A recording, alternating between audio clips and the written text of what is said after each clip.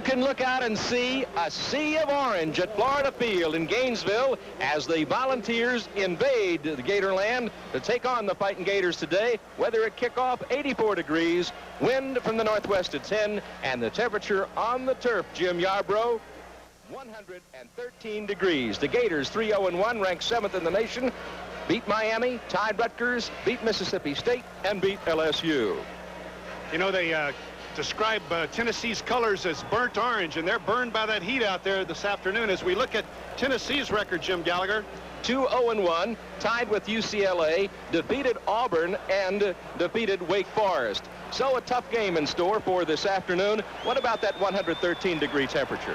Well, it's going to affect, I think, the spirit of the kids maybe in the beginning of the game, because they realize all their energy is going to be taxed during the next 4 quarters. So they're going to save a lot of that emotion in hopes of being able to get more physical energy later in the game. So it might drain the spirit a little bit, but the kids are going to perform physically all afternoon on both sides, and maybe Florida has an advantage because of the heat and being the home field.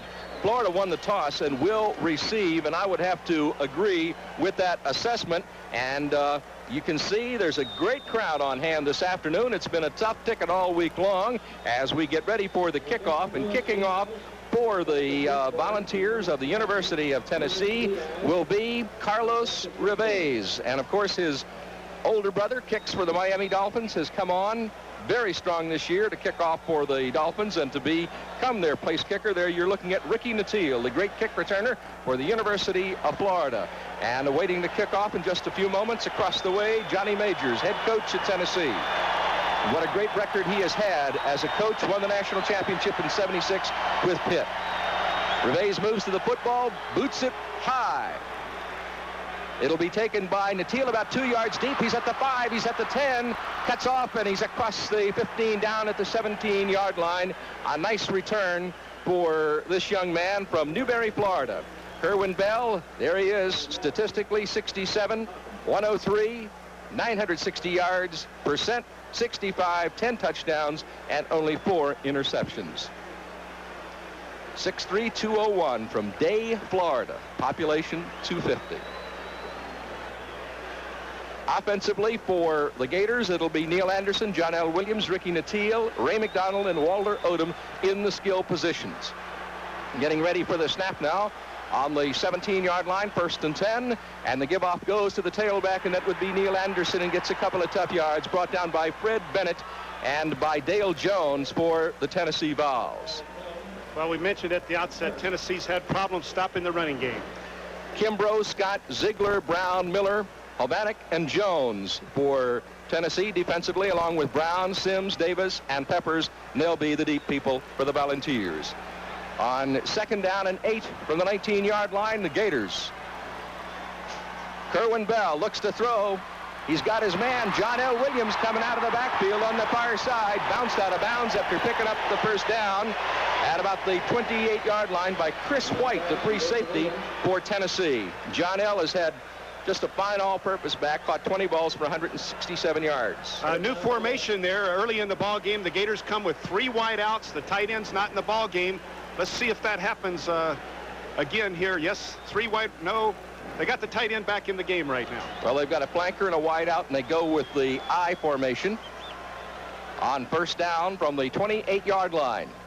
The give-off goes to Neil Anderson. Anderson hits it off the right side for a couple to about the 30, maybe across to the 31-yard line before he's brought down by the ball defense. Inside linebacker Darren Miller, number 45, made the hit on Neil. Neil, 90 carries, 397 yards, averaging 4.4 per carry, 2 touchdowns, longest run 61 yards. He is the all-time leading rusher in Florida history. 2nd and call it 8 right now from the 30-yard line as Kerwin Bell looks. Quick one out to John L. Williams. He's at the 35. He's across the 40. He's across the 45-yard line and knocked out of bounds in front of the Florida bench at the 48 by the outside linebacker, it looked like, on that one, and that would be Darren Miller making the hit along with Chris White. Dale Jones, number 54, the outside linebacker, dropped straight back instead of covering that flat.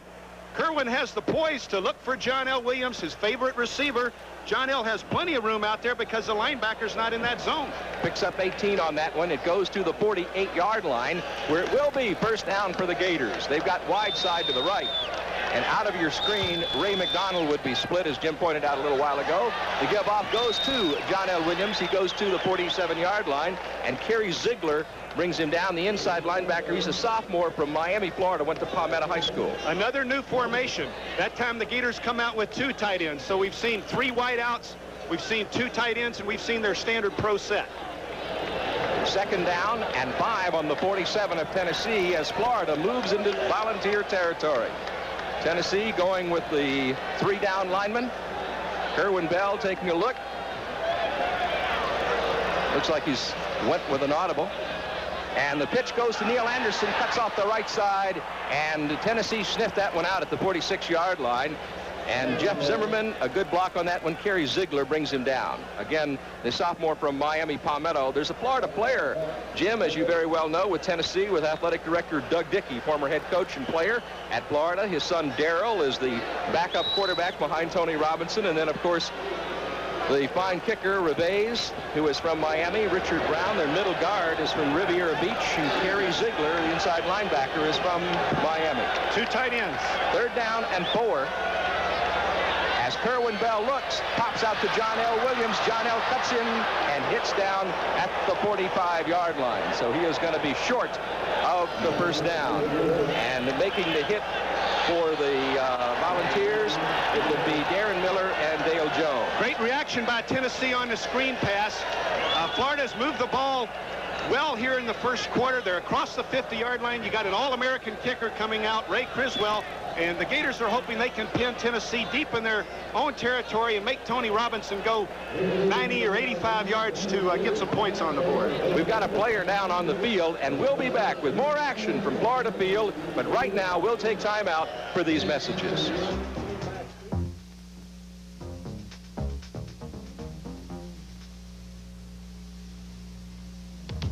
The real world of dairy goodness. Experience nutritious, delicious, real dairy delights. Luscious cheese, rich sour cream, smooth milk, tangy yogurt, creamy cottage cheese. All healthy and wholesome, loaded with protein, vitamins, and calcium.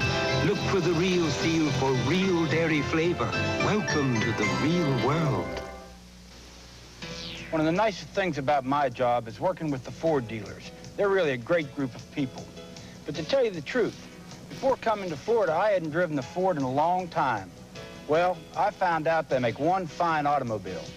The quality and workmanship on their cars is really outstanding, and the ride is better than more expensive cars. I'll tell you what, dollar for dollar, I don't think you can beat a Ford for value. They've got a real winner here.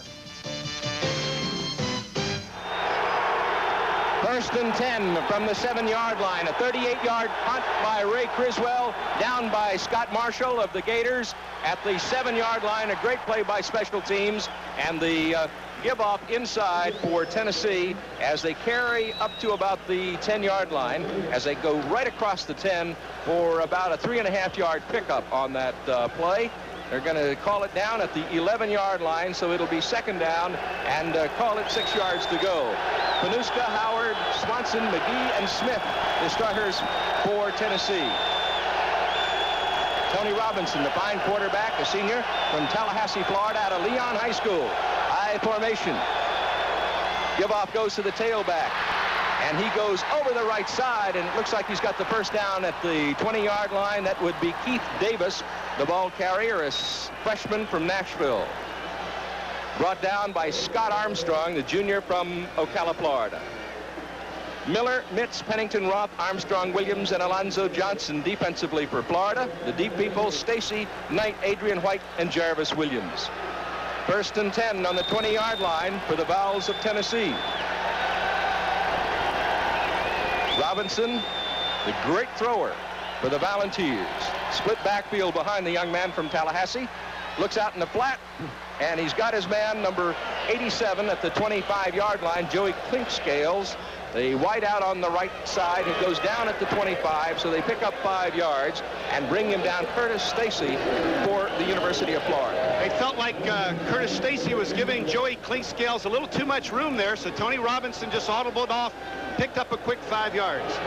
He's part of that big air attack at Tennessee. It'll be 2nd down 5 on the 25 for the Volunteers. They're on the near side hash mark. They've got a slot to the left side. Robinson looks to throw. A quick one out there. Incomplete. Intended for Keith Davis. A little swing pass. But a little over his head goes as incomplete. And Leon Pennington, the good pressure man for the University of Florida defensive unit. Nice job by Pennington. He had that pass covered. Even if Davis had caught it, he would have been hit immediately by Leon Pennington. So that'll bring up 3rd down. Still 5 at the 25-yard line. Tennessee deep in their own territory. Criswell's punt and a great job by special teams sent him way back to the 7-yard line. Clifford Charlton comes in to give some pressure. Boy, is he tough. And he's offside. 7 seconds left to play in the first period. Still no score in the football game. Illegal procedure. It's going to go against Tennessee, so they're going to mark it off back to the 20. That's a break for the Gators. It looked like Clifford Charlton might have got anxious there, but he saw a lineman move, so he jumped across the line of scrimmage. Automatic penalty against the Volunteers. No score in the football game, bringing together 2 very explosive offenses. Big 3rd down. Let's watch the pressure from the outside linebackers. Keep an eye on 93 Alonzo Johnson, and on the other side 56 Clifford Charlton. Let's see what they can do. Here's Tony Robinson, the great thrower for Tennessee. Today's World Waterbeds has opened up a brand... Waiting for the snap. And now he has called time. He looked over at that Gator defense and saw something that he didn't like. Well, what he saw was Jarvis Williams, the cornerback, threatening to blitz. You don't see a cornerback line up very often in a blitz situation. We'll be back, but first, these messages.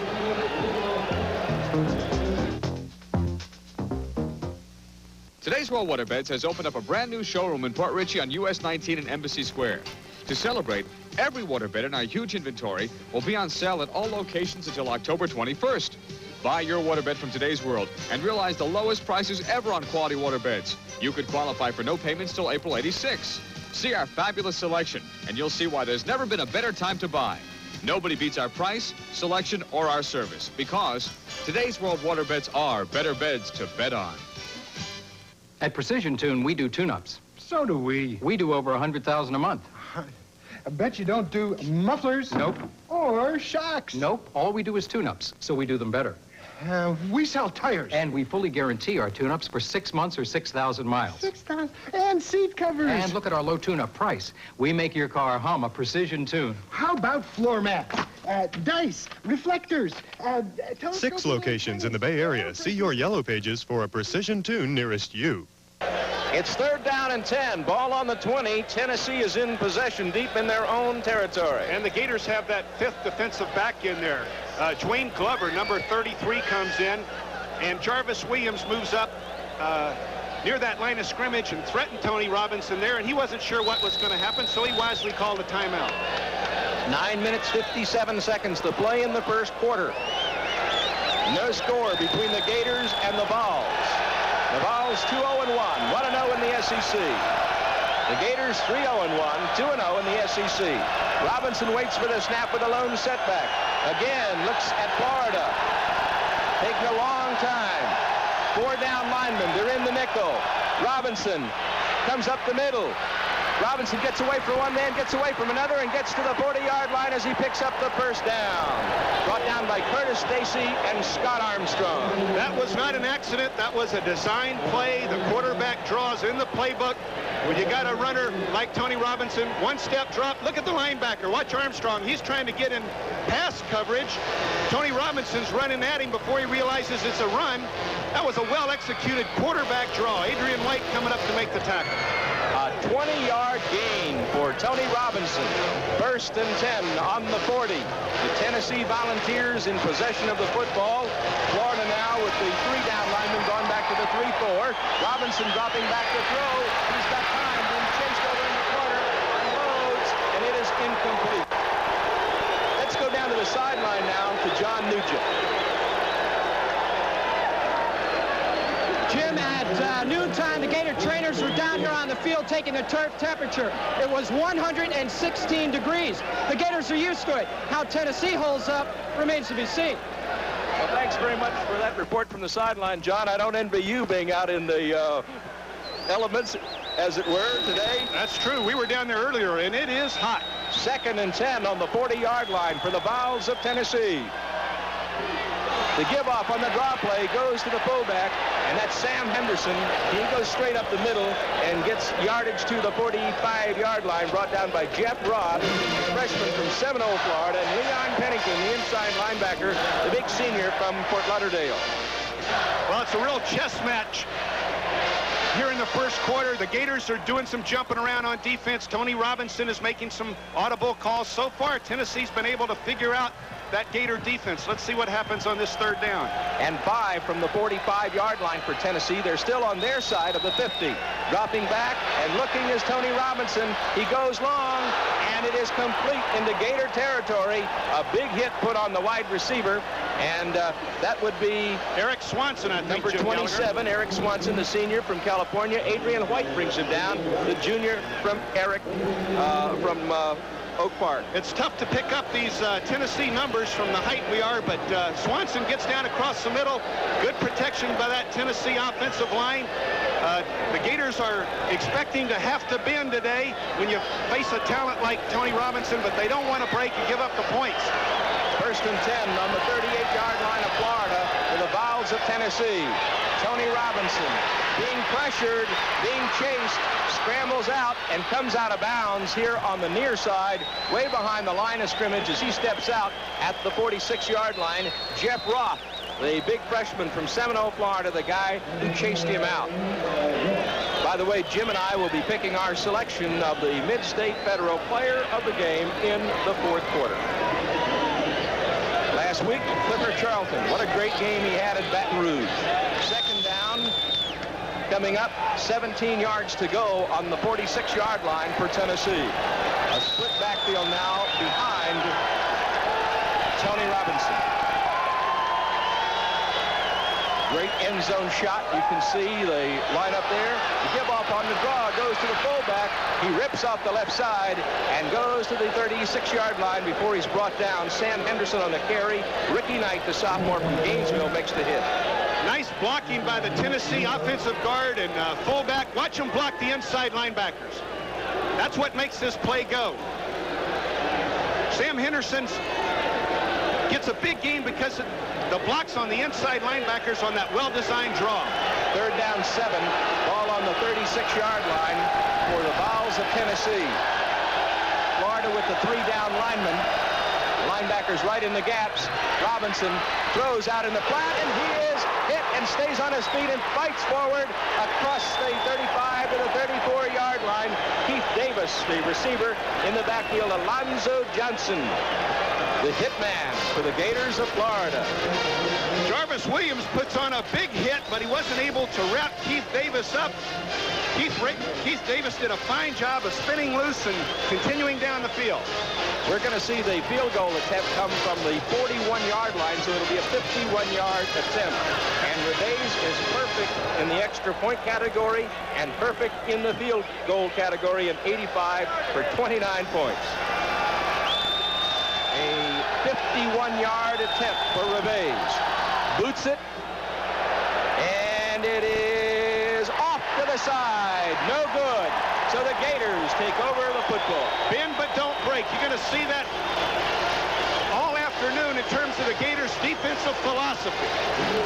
Well, they sure didn't break that time, and the kick was off to the side, and so the offense gets the football back. And again, Ray Criswell punts. Tennessee starts inside their own 10-yard line. They have some success, but not enough success to go 90 yards and get points. That's that bend but don't break philosophy. It's a good one. 6 minutes, 37 seconds to play. First quarter, no score. 1st and 10 at the 34 for the Gators. As you see in the end zone shot, Neil Anderson dots the I as Kerwin Bell chants the signals. Bell looking, throws, incomplete. A little short to John L. Williams coming out of the backfield. Looked like that ball slipped out of Kerwin's hand. John L. Williams didn't have a chance. As warm as it is down there, you know there's got to be a lot of sweaty palms And I'm sure that's going to happen a lot this afternoon. That's exactly right. That's probably what happened. He probably had some moisture on his hands, and the ball just slipped. Second down, 10 at the 34-yard line for the Gators. 26 touchdown passes for this guy in his college career. And what a fine young man he is. Neal Anderson takes the pitch, veers upfield, and fights across the 40 to the 41-yard line. Still in his own territory. The senior from Graceville, Florida, Florida's all-time leading rusher. Darren Miller, sophomore inside linebacker, makes the hit along with Rich Cooper. Good field position for the Gators. Obviously, they're just outside their own 40-yard line. Third down, 3, and the ball on the 46-yard line. I formation. The up back, John L. Williams. The pitch to Neal Anderson, turning on the left side, got the first down in front of the Tennessee bench, right at the 45. You know, Tennessee is last in the SEC in terms of stopping the rush, but what a job they did against Auburn. They just killed Bo Jackson and the War Eagle in Knoxville a couple of weeks ago. 12 career 100-yard rushing games for Neal Anderson, but credit Jeff Zimmerman and Walter Odom with some good blocking on that last play. You're looking at Galen Hall, the head coach at the University of Florida. Done a superb job. Undefeated, Galen Hall. First and 10 at the 45. Looks to throw. Kerwin Bell looks, and it is incomplete. Intended for Ray McDonald running a post, but good coverage there by Tennessee. He was trying to thread the needle a little bit there. Kerry Ziegler, the sophomore inside linebacker, good defensive play for Tennessee.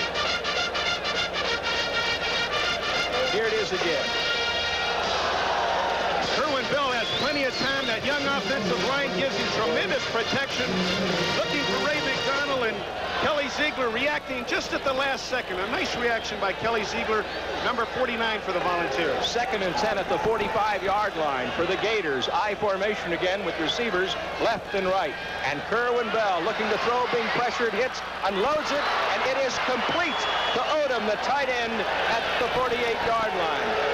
And what a great grab by this young man who's come on so strong this season. He's caught 12 balls for 181 yards. Kerwin's going to get some pressure up the middle. He's forced to get out of the pocket. Nice job by number 49 again for Tennessee. Kelly Ziegler putting the pressure on. Walters available. He knows Kerwin's in trouble, but they don't pick up much. Big third down for the Gators. There's the Tennessee bench. 5 minutes and 30 seconds to play in the first quarter. No score in the ball game. It's third down, 8 on the 47 for Florida. They're on their side of the midfield stripe. Nice shot of Walter Odom, the junior tight end from Miami American High School. A lone setback now behind Kerwin Bell. John L. Williams, and Kerwin Bell going long. He's got it. 26-yard line to Frankie Neal. Chris White makes the hit for the Tennessee Volunteer defense. Neal, the junior from Okeechobee, Florida, a nice catch. You talk about depth. The Gators have great depth at the wide receiver position. Another new formation. They got 4 wide receivers in the game. Frankie Neal splits that deep zone, comes back to the football. Kerwin picks him out. Nice play for the Gators. They continue to move the ball in this series. First and 10 at the 26-yard line, and that was a 28-yarder. The give goes to Neal Anderson, but he is drilled by Dale Jones, the junior outside linebacker for Tennessee. Dale Jones on a quick read there, blitzing through where the guard was pulling. The guard is gone. Dale Jones reads the guard pull, and he's sitting in the backfield. That could have caused a fumble. That type of play can cause a fumble very easily. Neal Anderson doesn't fumble very often. He's got great hands and a great awareness of where he is and what he's doing on the football field. 4:20 to play first quarter. No score. It's second and 12 on the 28-yard line, and Kerwin Bell looks. He's got his man, John L. Williams, out in the flat, and Williams wrestled out of bounds at the 21-yard line by Tommy Sims, a senior strong safety for Tennessee. And Kelly Ziegler over there again, number 49. What a fine game he's playing for Tennessee from his linebacker position. That's a favorite play for the Florida Gators. John L. Williams is always available in the flat. That kind of play will keep an offense moving. There he is. Palatka, Florida, Palatka High School. Played for a great Gator over there, Bobby Lyle. 3rd and 5 at the 21-yard line. Waiting for the snap now is Kerwin Bell. He's going to go to the air, throws, and it is intercepted by Tennessee. He's at the 10, the 15, run out of bounds.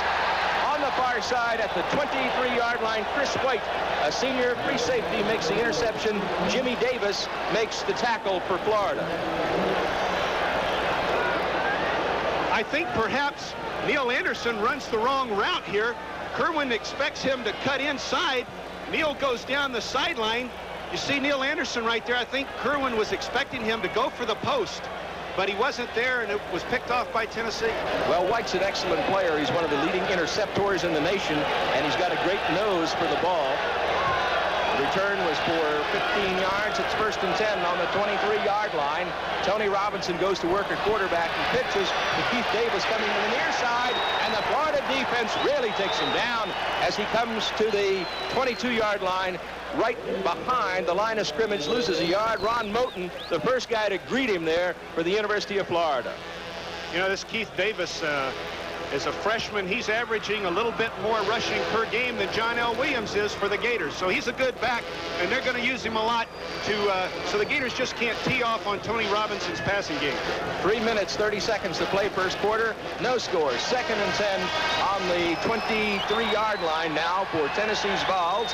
A split backfield behind Tony Robinson, the quarterback from Tallahassee, Florida. Being blitzed, and he pops it out there quickly to Keith Davis coming out of the backfield, and Davis turns upfield and gets across the 30 to the 31-yard line. So he turns that into a good gainer as we go to the sideline for John Nugent. Jim, last defensive series, Curtis Stacy sprained his left knee. The knee is wrapped in ice right now. Trainers don't know if and when he'll be back in this ball game. Tonight, Burnell Brown on the tackle. That's not good news for Florida. Curtis Stacy's a fine player. Ricky Mulberry knows how to play that cornerback position, though, and let's see if Tennessee might pick on him later in the ball game. 3rd and 1 at the 32 for the Volunteers. Now they go with a full house backfield, and the give-off goes to the fullback, straight up the middle, Sam Henderson, and he goes over the top. Let's see if he's got the first down. Mulberry and Pennington greet him for Florida. Pennington, a senior from Fort Lauderdale, and Mulberry, a sophomore from Palatka. Well, both teams are having some success moving up and down the field, but they can't get in the end zone or get that field goal right now. Both defenses doing a nice job against the other team's offense. So the Tennessee Volunteers pick up the first down at the 32-yard line. A little over 2 minutes to play in the first quarter. Still no score. Florida with the 4-down lineman, and looking to throw is Robinson. He does, and it's complete on the quick look in to the 46-yard line, brought down by Adrian White. And that was Eric Swanson. Adrian White does a nice job at the safety. Look at Tony Robinson. Look to the right, then come back to his left. He might have done that intentionally. Adrian White has plenty of speed at that safety position. He gets over there in a hurry. Gain of 13 yards. It'll be 1st and 10 on the 46 for the Vols. They're still on their side of the 50. The pitch going to the fullback, coming to the near side, and that would be Sam Henderson. And Henderson, as he cuts back, is brought down. And it looks like he may have the first down. Adrian White makes the hit for Florida. Davis in 85, 42 for 223, averaging a little over 5 yards per carry, and he has gotten into the end zone once. They're bringing the chain gang across to measure it with 1:24 to play here at Florida Field in Gainesville. An excellent matchup as these two teams, Jim, kind of feel each other out like a couple of big heavyweight fighters in this first quarter. And the clock continues to tick. We're down to about 1:24 left in the first quarter and no score. Last year, these teams had scored left and right. 50-yard pass, 40-yard draw, 30-yard pass. It just went back and forth in terms of getting on the scoreboard. They're moving the ball, but they're not getting the points like they did last year. 1st and 10 for the Vols at the 43 of Florida as the Gators defense digs in. Tony Robinson to throw, goes out in the flat. It is complete but drilled right at the 40-yard line as he catches the football as the wide receiver for Tennessee, Joey Clinkscales. Ricky Knight and Jarvis Williams bring him down for Florida. 2nd down, 7. Ball at the 40-yard line. Less than a minute to play in the first quarter. Here come the Vols. Robinson 6 for 8 for 50 yards this afternoon. Volunteers in the eye with the slot. On the reverse, the give-off comes to the wingback, and that was snipped out by the Florida defense right at the 40-yard line. Bringing the wingback down, Eric Swanson, was Ron Moten and Scott Armstrong. Nice job by the linebackers. Armstrong stays home. Ron Moten, it looked like Tony Robinson might have gotten on the wrong side on that reverse. Watch the linebackers close, Armstrong and Moten. Fine job, and there's big number 62 coming over for the Gators also, Alonzo Mitz. At the 40-yard line, it is 3rd and 7 for the Volunteers of Tennessee, and that is the end of the first quarter. With the score here at Florida Field, Florida nothing, and the Tennessee Vols nothing, and we'll be back with the second quarter right after these messages. Between car payments, credit cards, back taxes, overdue mortgages, I was so deep in debt I thought I'd never get out. And worse, banks and loan companies weren't lending. Not to me. But I found a way to get out from under that debt. First, if you're a qualified homeowner with equity, get the money you need fast with a loan from First. You try First. It's the first-class way to make your bills disappear. Call First Shore Mortgage Company at 873-8088. 873-8088. When you've got real work to do, you need a John Deere diesel from Florida Tractor and Mower. They stock John Deere diesels from 14 to 60 horsepower, so they'll have that diesel tractor and attachments just right for your needs. Florida Tractor and Mower is the state's largest John Deere CP dealer with a complete parts and service department to keep your equipment running smoothly. There's always easy financing, deliveries available, and big allowances for your trade-ins. See why people say nothing runs like a Deere, a John Deere diesel from Florida Tractor and Mower, 14745 North Nebraska, Tampa. No score. The Volunteers of Tennessee in possession of the football. And Tony Robinson, the senior quarterback, standing up. He must be calling an audible. He's taking so much time. Drops back to throw. And he's being chased in there. Throws. And it is intercepted by Florida at the 23-yard line. Lewis Oliver, who has just gone into the football game, intercepted for the Gators. So they picked the football off. And a great play by young Oliver, the freshman from Belgrade. Take a look at it. Ricky Knight is out of the ball game with an injury at this point. Lewis Oliver comes in at strong safety. The ball is tipped by Pennington and Tim McGee, and then Lewis Oliver picks the ball out of the sky for the Gators. First down on about the Gator 24-yard line. So Florida takes over the football now, and we're just into the second quarter.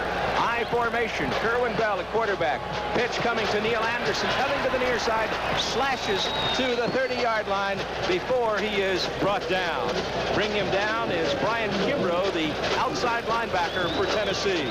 Nice block by Jimmy Davis, offensive guard, sophomore from Apopka, number 67. Jimmy Davis doing a nice job. There's Johnny Majors at Tennessee, 53-39-4, career record 110-82-6. 18th year as a head coach. He's gone to 4 straight bowls with the team from Knoxville. 2nd and 4 on the 30-yard line for the Gators.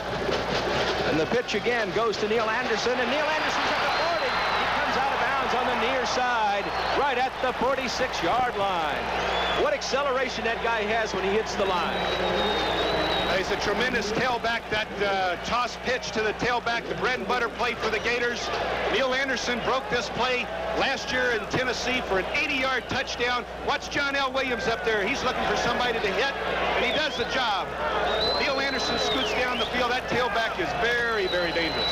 1st and 10 as the Gators keep driving. Ball at the 46-yard line. That was a 16-yard carry for Neil. And now Kerwin Bell looks to throw. He's got John L. Williams incomplete. Coming out of the backfield on a little delay, turned right around, and it goes as incomplete. Look at these happy youngsters from the University of Florida.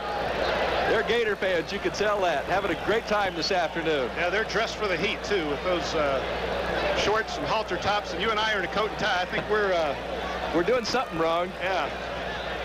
We need a senility test or something.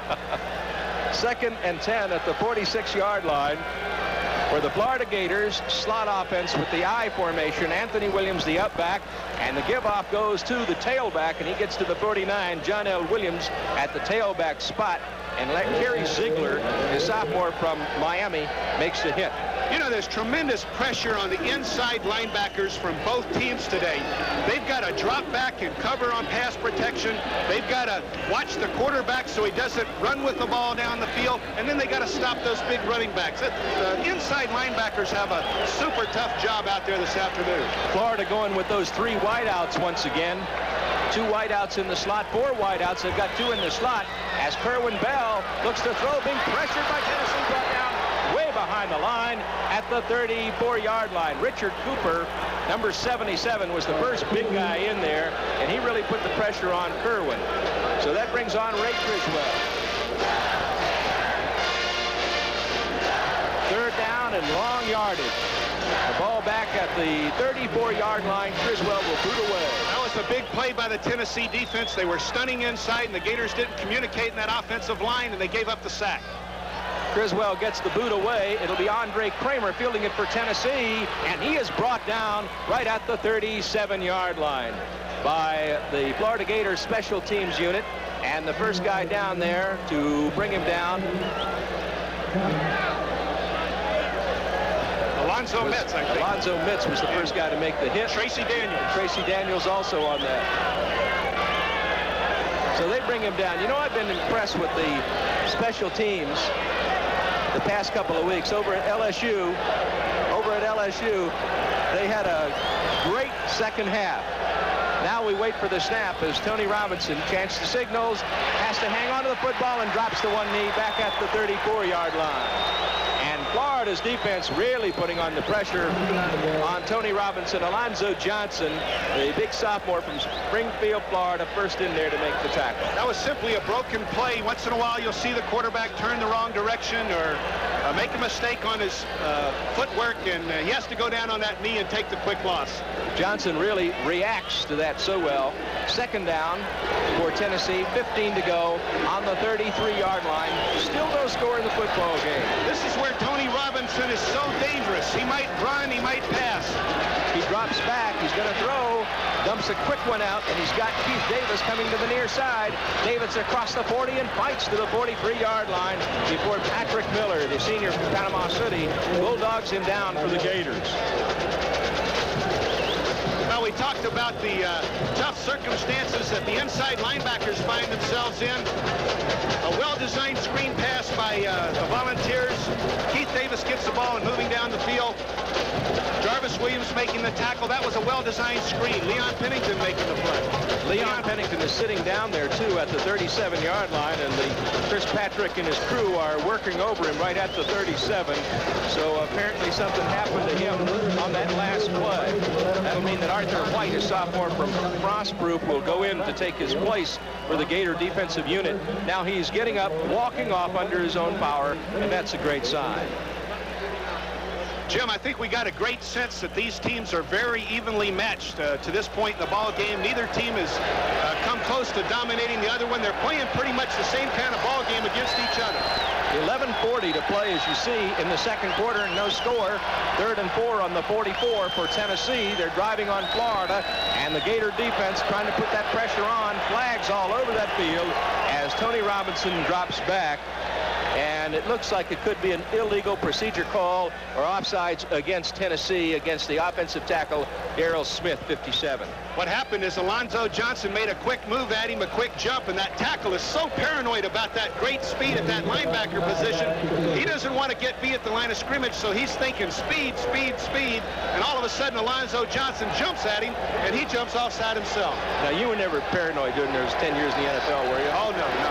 3rd and 9 on the 39-yard line as Tony Robinson waits for the snap. Slot offense. The slot would be to the right side. And 2 setbacks behind Robinson, who's looking to throw a quick one out of the backfield and taken down at the 40-yard line by Jarvis Williams is the receiver. William Howard, a sophomore fullback. Great defense by the Florida Gators. Great defense. So that means that Tennessee is going to have to punt away.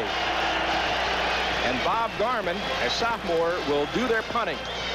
Number 41. He hasn't had that much success to date. You see his average 38.6. The Gators, we think, might have an edge in the punting game with their great All-American candidate, Ray Criswell. And Ricky Nattiel is deep for Florida. There is the kick. It's coming to the near side and comes out of bounds right at the 22-yard line. So that nullifies the return. So that's exactly what the punter wanted to do. Oh, it's a beautiful punt right there, too. And Ricky Nattiel can burn you at any time, and they were kicking away from him intentionally. But the Gators are looking at fairly decent field position just outside their own 20-yard line. 1st and 10 on the 22-yard line right now, Jim, as we are into the second quarter at Florida Field in Gainesville. There you're looking at undefeated Galen Hall along the sideline. Waiting for the snap would be Kerwin Bell. He's got Williams and Anderson behind him. The motion man 9, Ray McDonald. Going to the top of your screen, the pitch comes to Neil Anderson, turns upfield and carries across the 30, or rather to John L. Williams, carries across the 30 to the 31-yard line, but there was a flag on that play. Andre Kramer made the tackle for Tennessee. Flag is going to go, it looks like, against Florida, and the preliminary indication from the field is for a hold.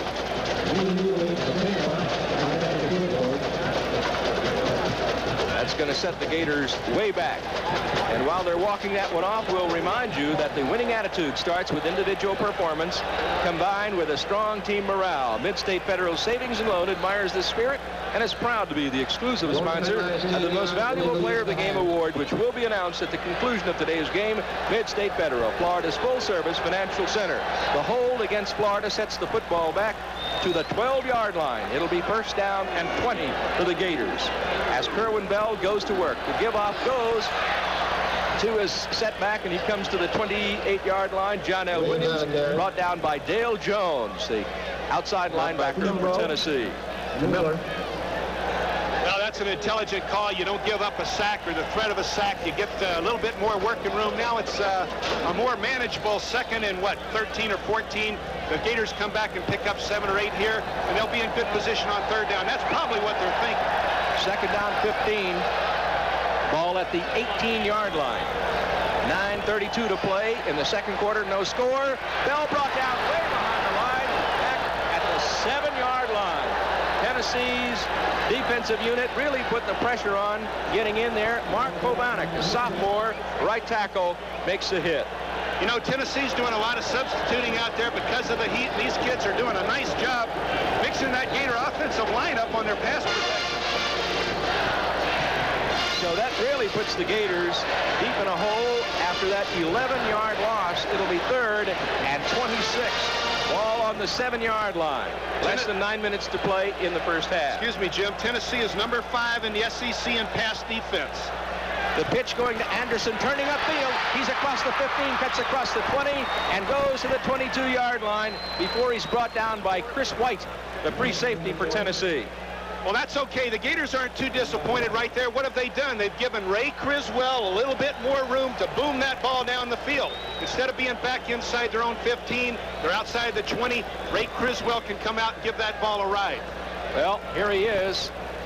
Fine player from Orange Park, Florida, a senior, Andre Kramer, number 1, the return man for Tennessee. And Criswell does give it a ride all the way back to the 18. He's back to the 15, being chased across the field and driven down way downfield at the 17-yard line. Great play by Florida's special teams. And what pressure they put on that young man. Just as he caught the football, they were down there, and it was Steve Stipe, number 95, who made the hit. And maybe a clip to boot. Let's make a point right here. You saw that last run by Neil Anderson. Every play cannot be a touchdown or 1st down, obviously, but what that play did was give Ray Criswell a little bit more room, and he really did boom that football, didn't he? Yes, he did. And not only did Tennessee get knocked back on that, but also they made the mistake of clipping, and so that's going to set the football way back to the 8-yard line. So just hang another star up for Jerry Anderson's special teams troops. You betcha. What an advantage to have Ray Criswell on your team. 63-yard punt. It was so high, I thought it was going to bring rain. Tony Robinson looking to throw. Being brought down behind the 5 at the 4-yard line.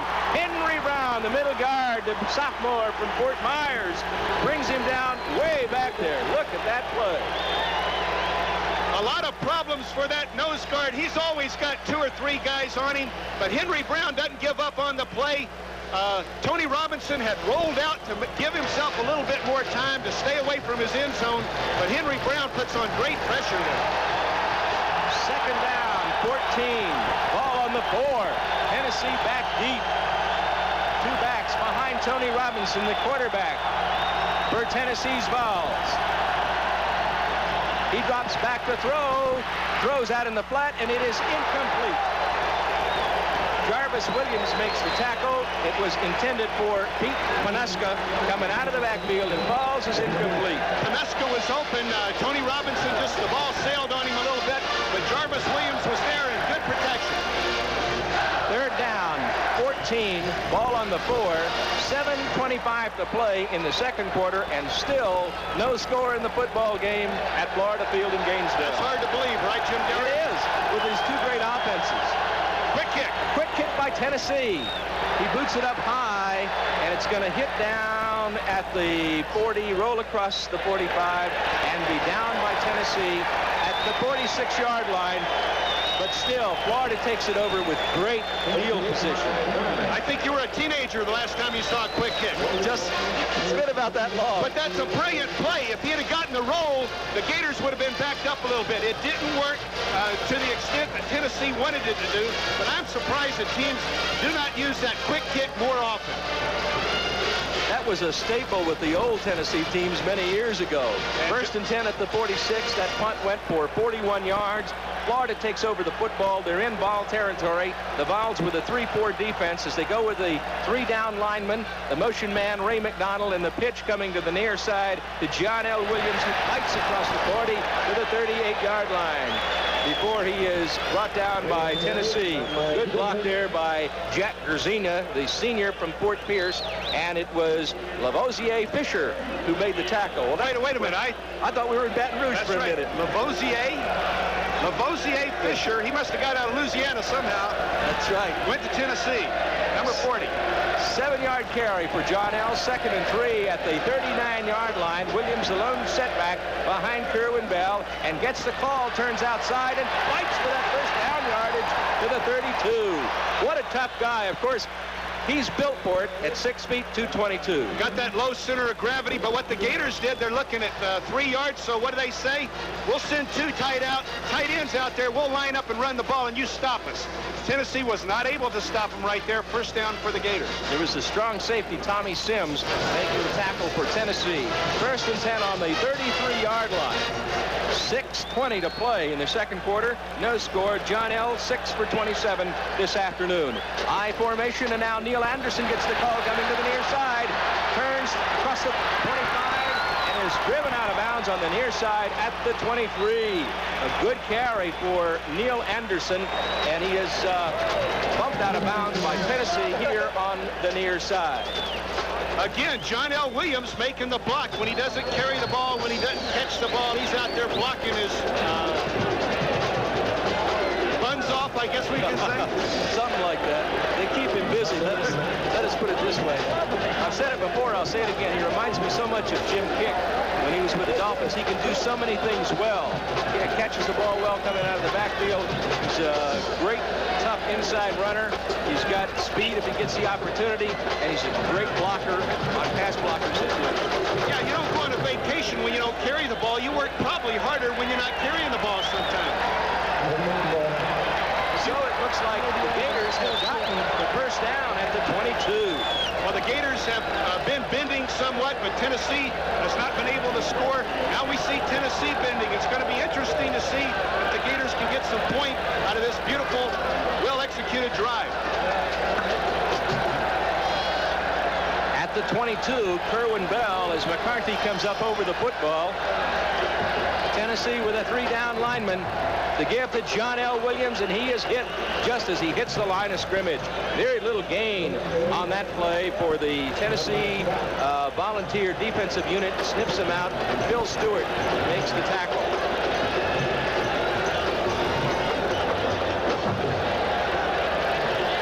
Second down 10. Ball remains at the 23-yard line between the 23 and the 22. Kerwin Bell, there you see Big Zimmerman, 74. and Neil Anderson turning upfield. Neil is right at the 20 before he is finally brought down here on the near side as the Volunteers' Dale Jones and Richard Cooper combine on the stop, but there's a flag on that play. Point right here. Sometimes the field judge and the back judge, when they're standing deep in the secondary and they see that guard pull out and he's isolated, you see a 300-pound guard running down the field, that gets your attention. The field judge and the back judge sometimes zero in on that kid, and he'll make a block that's more like a tackle. They'll throw that flag, holding, and that's exactly what happened right there. You made a great point, because that is exactly what happened. Second down 10, the ball on the 33-yard line now for the Florida Gators. 5:30 to play in the first half. Still no score at Florida Field. Important here not to get out of field goal territory. You know, don't give up the sack and get out of field goal territory. Neil Anderson averaging close to 6 yards per carry this afternoon. And here is Neil Anderson on the draw, straight up the middle. He's across the 20-yard line, or right to the 20-yard line, before he is brought down, and he's brought down by Chris White for Tennessee. Nice block there by Gerzina for Florida. Jack Gerzina, fifth-year senior, getting a chance to start when Greg Cleveland got hurt, doing a nice job out there. Did an excellent job last week in his first ever start at LSU in Baton Rouge. And here's Kerwin Cool Breeze Bell, as you call him, and I bet he wishes he had some cool breezes down there right now. Well, out of all the players on that field, I believe Kerwin's the coolest out there right now for sure. 3rd and 9 on the 21 as Kerwin looks. He's being chased and brought down behind the line, looking for somebody open, but they were all pretty well covered. Brought down at the 25-yard line, and Povanek brings him down, number 59, for the Tennessee Vols defensive unit. Well, he's mad that he got sacked. He didn't get the ball away, but they didn't give up too much yardage right there, and they're still in field goal territory for Jeff Dawson. We'll be right back, but first, these messages.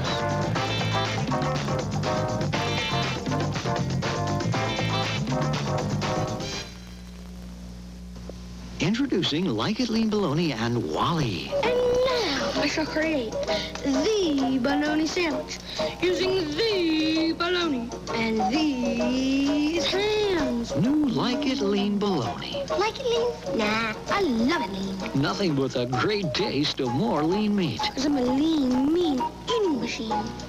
New Like It Lean cold cuts from Likes. The great taste of more lean meat. Great sandwich. It makes you angry. Your health insurance goes up when you don't even use it. Then you get nothing but excuses from your insurance company, right? I don't blame you for being mad. It makes me mad. But we're working to make things different at Blue Cross and Blue Shield of Florida. We don't have all the answers. But now we do have some answers that'll hit rising health care and insurance bills before they hit you. We hear you. And we're working on the answers. Waiting for the field goal attempt, which will come from the 33-yard line. It'll be a 43-yard attempt by Jeff Dawson, and it splits the uprights. It is good. And so the Gators have taken the lead 3-0 over the Tennessee Vols. We'll be right back after these messages. Follow the Gators from end zone to end zone with GatorBait, Florida's #1 sports weekly. Each issue is packed with loads of features. That's 38 exciting issues of GatorBait, plus as a special bonus, we'll send you a free copy of our football yearbook, a 68-page guide to the Gators. Just send a check or money order for $30 to GatorBait, P.O. Box 14022, Gainesville 32604, or call collect 1-904-372-1215. When you've just moved in, you want good neighbors. It needs something more. Scotty's. Scotty's stands for quality. They have the brand names you're familiar with and trust. And every item is backed by the best guarantee in the business. High quality and low prices means value. For my money, it's good to have neighbors like Scotty's. Quality. Scotty's.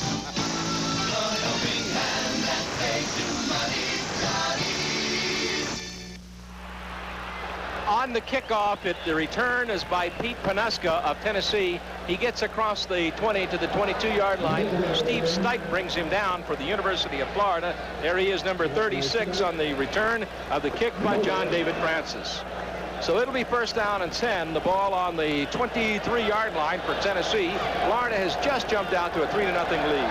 Brian Kimbrough was the young man that just got toted off before the field goal, and they'll miss him in that volunteer defense, excuse me. First and 10 at the 23 for the Vols. Tony Robinson's give goes to the fullback, Keith Davis, and Davis over the right side across the 30-yard line. Curtis Stacy back in the football game and brings him down. 3 minutes and 45 seconds to play in the first half, and Florida has jumped out 3-0. 7 plays, 20 yards, 308. Jeff Dawson, 42-yard field goal. These field goal kickers from the orange and blue can spoil you. Jeff Dawson is 7 for 7, and Bobby Raymond from last year was just incredible. I can't remember the last time the Gators missed a field goal.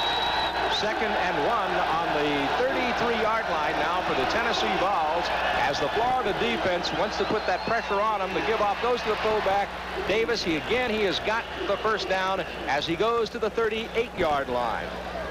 And brought down by Scott Armstrong and also by Gerald Dickens.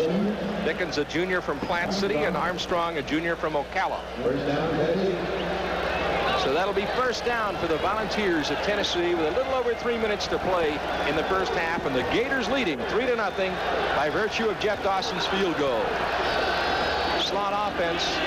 Waiting for the snap is Robinson. He throws, and it is complete to the midfield stripe, knocked out of bounds. Once he crosses to the Florida 48-yard line is the receiver Joey Clinkscales, and he's knocked out by Jarvis Williams.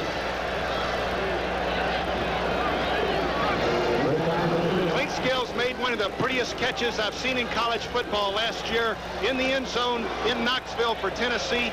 He's a fine receiver, teaming up with world-class sprinter Tim McGee. First and 10 on the 47-yard line. I formation being used now by the Volunteers of Tennessee. Robinson taking his time, calling the signals. Has had an audible, and Robinson drops back. A quick one to his back coming out of the backfield on the swing pass, William Howard, and Howard is hit after a short gain by Stacy and Armstrong. Sounds like a law firm, doesn't it? Stacy and Armstrong. It might be someday. Armstrong did a fine job right there, running with the back into the flat. Again, back to that inside linebacker point. These kids work so hard at that position. They got to be big and strong, and they have to be mobile as well. And you saw Scott Armstrong get out in the flat with the back right there. But they couldn't be prosecutors. They'd have to be attorneys for the defense, right? 2nd and 9 at the 46-yard line for Tennessee as Robinson looks over the Florida defensive unit, looking, being pressed way back there, scrambles out, throws, and it is complete. Falls down at the 25-yard line. Jeff Smith, a senior tight end for Tennessee. He was wide open. There wasn't anyone near him. Tony Robinson using that dimension with his running ability. Keith Williams thinks he has a sack, but he gets nothing but hot air. Tony Robinson looks down the field, finds his tight end, gets the ball down to Smith. Tennessee's moving the ball well. 22 yards, 1st and 10 at the 25 for the Vols as Tony Robinson looks, throws, and it is incomplete. Intended for Joey Clinkscales and goes as incomplete. Good pressure put on there by Jarvis Williams. He was right there. Even had he caught the ball, would have brought him down right away. But the kind of whack that he put on him when he touched it, you can almost feel it up here. Saban Uralian probably got very little sleep last night. He's the coach of the defensive backs, and he has a lot of respect for Jarvis Williams playing that man-to-man protection. Robinson 10 for 15, 99 yards. A minute 38 to play first half. 2nd and 10 at the 25-yard line. Split backfield. The give off on the draw goes to Keith Davis, and Davis rips and fights for yardage across the 20 to the 17-yard line before he's wrestled down by Curtis Stacy. He's a tough back, 6 feet 190, well built, close to the ground, comes off the ball very well. Well, he's averaging about 74 yards a game on the rush. He's a freshman. He bounces off Scott Armstrong right there. Let's play put this thing in perspective, John L. Williams is averaging about 68 yards a game rushing the ball. So Keith Davis is a fine young back. 3rd down 1. Ball on the 16-yard line. A minute to play in the first half. The Vols with the football. The pitch goes to Panaska. Panaska comes to the far side, and he's brought down by Armstrong and Ricky Knight. He's got the first down. Tennessee gets the first down. They're trailing right now. The Gators up 3-0 by virtue of that 42-yard field goal. 51 seconds to play in the first half. Patrick Miller coming into the ball game, giving Ron Moten a rest. Henry Brown coming in for Jeff Roth. They're trying to keep some fresh bodies out on that field. Waiting for the snap is Tony Robinson on 1st and 10 at the Florida 15-yard line. Slot offense to the left side, split backfield behind the senior from Tallahassee. He slips down as he goes back to the 24-yard line. Very uncharacteristic of him. Watch out for slipping down. Watch out for Tim McGee. 88 was wide open. We'll be back with more, but first, these messages.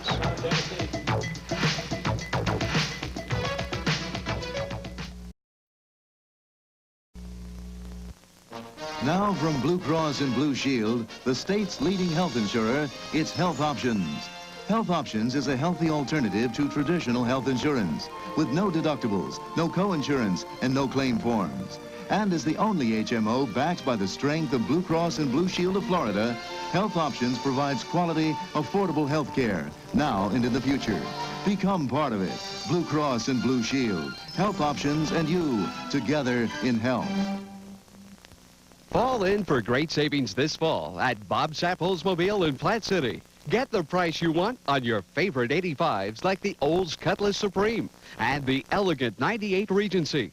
The Olds Calais and Sierra make sporty driving sophisticated. So stop dreaming and start driving. Make that money savings drive today. Bob Sapp will accept all deals regardless of profit.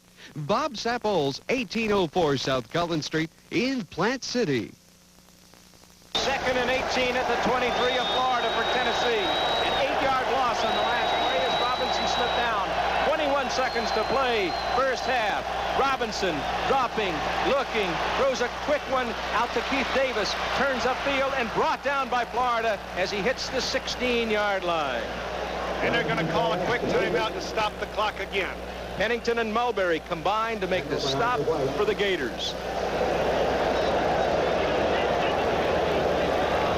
12 seconds on the clock.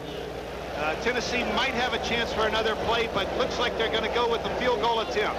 With 12 seconds to play, that's what they're going to do. And so they bring on their fine kicker, Carlos Reveiz. Junior from Miami, Florida, went to Killian High School. His older brother kicks for the Miami Dolphins. Fuad Reveiz. Fuad is great. Great kicker.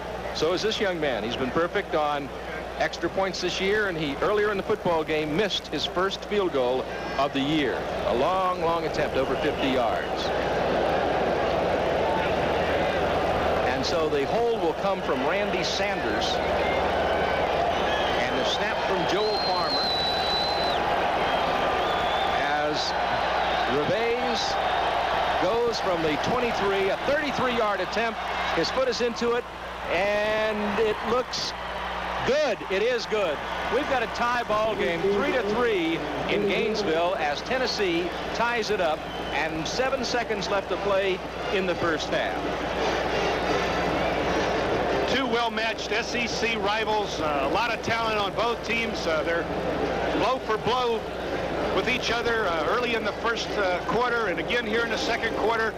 Neither team has given up anything of any consequences. 3-3, a lot of excitement and a lot of opportunity for each team in that second half. Well, those 3 points by Tennessee, the first points scored against the Florida defense in the past 8 quarters. And that with just a few seconds left on the clock and an excellent kicker to do it. Tennessee coming in here with what was rated the worst team in the SEC in terms of points. I wonder who that guy is over there. That's a real cheap seat, I guess that's what you call that one.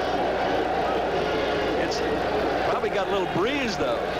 11 plays, 61 yards, 3:59 possession time, the field goal from 33 yards away.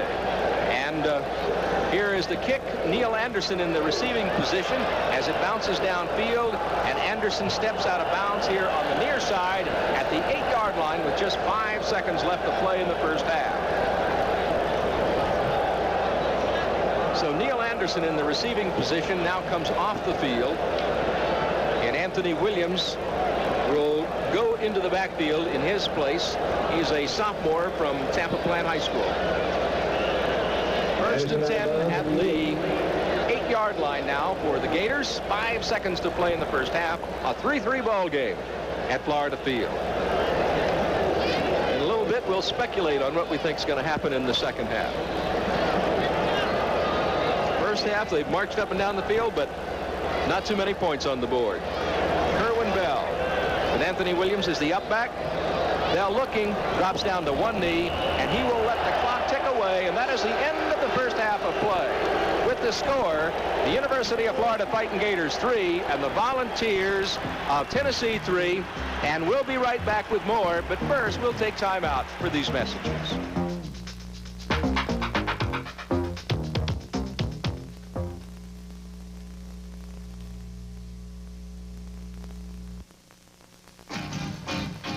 When you've got work to do, it sure is nice to have a buddy along. Hey, that's it, Jack. Let's go.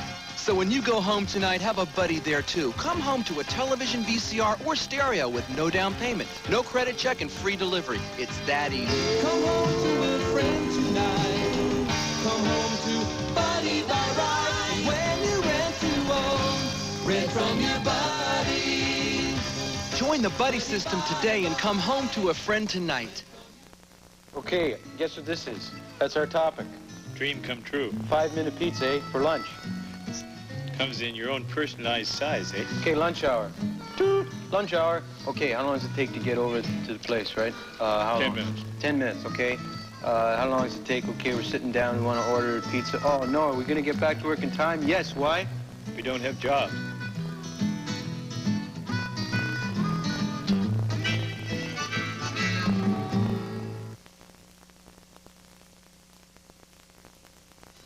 Together Tampa Bay, 44 and 2. Waking up the sound of sunshine comes alive across the bay, bringing all the good things here to do. Together Tampa Bay, 44 and you. We're living Tampa Bay. We're working in every way. Everything we do, 44 is here with you. The good life, Tampa Bay. The rush shows you life. We bring you away. Everything we do, 44 is here with you. We're together, together with you. Together, together Tampa Bay, 44 and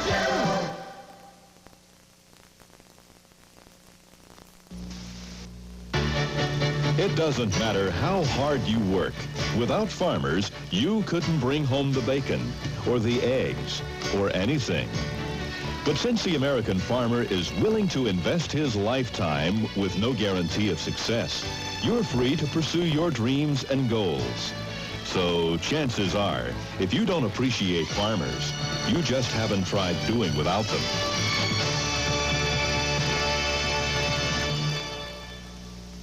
Call this toll-free number to get in on a special half-price offer. The sporting news delivered straight to your mailbox every week at a hefty saving. You'll get the latest lowdown and the hottest showdown. The facts, the quotes, the trends, the drafts, all through the NFL season on to the playoffs and the Super Bowl.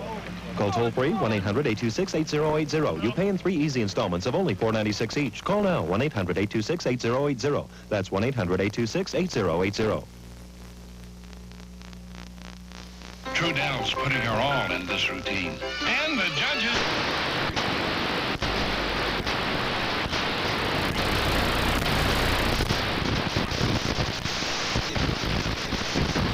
Very rare exotic skins. BC Corral is located just 3 miles east of Lakeland on Highway 92 and now 5 miles south of Brandon on Highway 301. You'll find the best in the West at BC Corral. Hi, I'm not Dan Marino of the Miami Dolphins, but I am David Spiker, owner of All-American Four-Wheel Drive Shops. And I just want you to know there's only one customizing shop in the whole state that really knows how to build and customize the best high-speed performance cars, show trucks, 4x4s, and full-blown custom vans. And at prices that nobody can beat. That's All-American Four-Wheel Drive in Lakeland on Memorial Boulevard, Brandon on Highway 60, and Winter Haven on Highway 17 South. That's Spiker's All-American Four-Wheel Drive. We smash our competition. To be more relaxed, getting back in my drops and keep my head on a swivel and turning my shoulders the way the quarterback turned his. Pennington says that relationship is carried over into his academic life. I wasn't doing too well one time, and he talked to me, and he made me catch myself and see that there are things out there that, you know, that's more important than just football. And since he's been here, you know, I've done real well in school. And extremely well on the field. Pennington's hopes for the Gators this year? Win a national championship, win every game we play, and just to be the best linebacker I can be.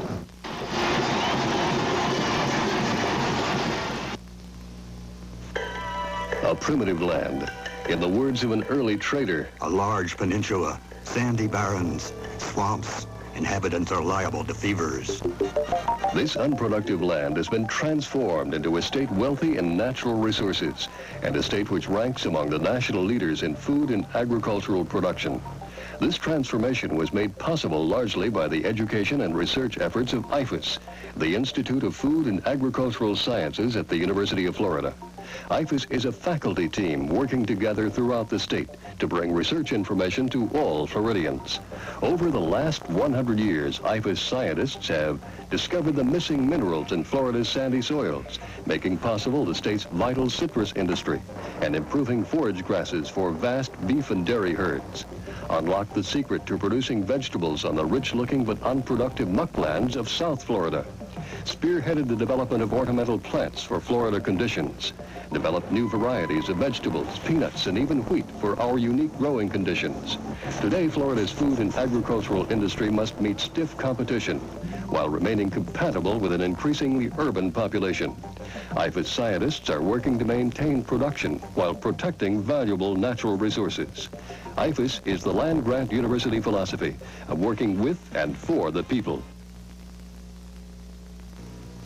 Introducing Like It Lean Bologna and Wally. And now I shall create the bologna sandwich using the bologna and these hams. New Like It Lean Bologna. Like it lean? Nah, I love it lean. Nothing but the great taste of more lean meat. Because I'm a lean, mean eating machine.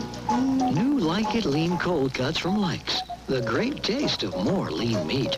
Great sandwich.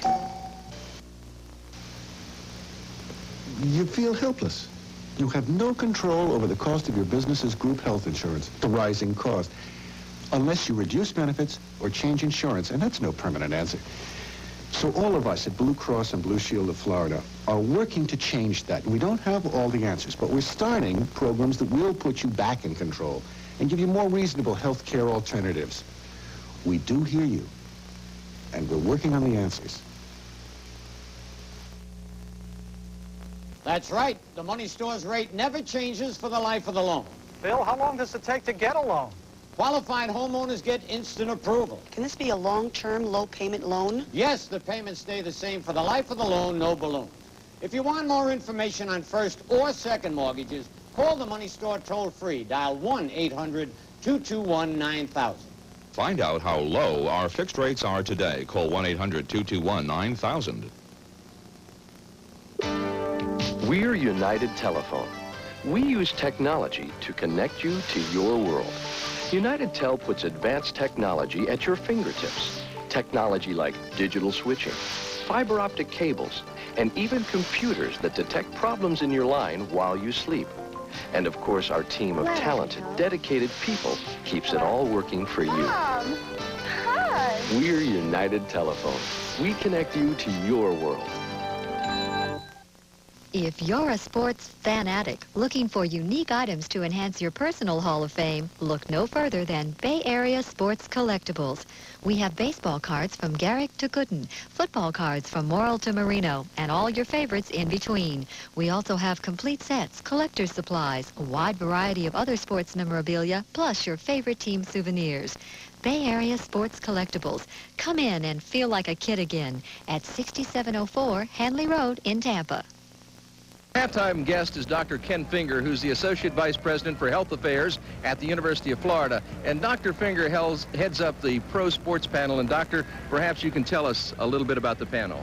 Hey, Jim, about 1983, the NCAA revised its constitution to allow, indeed to encourage, each university to form a panel that has the primary purpose of working with your outstanding student athletes and helping them make their career decisions about going pro sometime down the pike. What are some of the specific things you talk to the athletes about? We talk to them about what it means to be represented by an agent, what they should look for, what they should make certain they find in an agent, and what they can reasonably expect to have as part of that relationship. Now, do you represent any of the athletes? Absolutely no. We do not do that. What we do is work with the athlete to help them make the decisions that, as you know, are so very, very difficult when someone is trying to represent them for the tremendous amounts of money they'll probably garner somewhere down the pike. I'm sure you've had a great response from your athletes. I personally think it's a great service. We do. We think it's a good thing for the student athlete. It helps them put things in perspective. You can imagine a 20, 21-year-old young person being offered that kind of money under many conditions that they have never been exposed to before. They need some help. They need some guidance. Well, Doctor, we'd like to thank you very much for guesting with us, and good luck to you in the future. Appreciate it. Thanks for having me. We'll be back with more football, but first we'll take time out for these messages.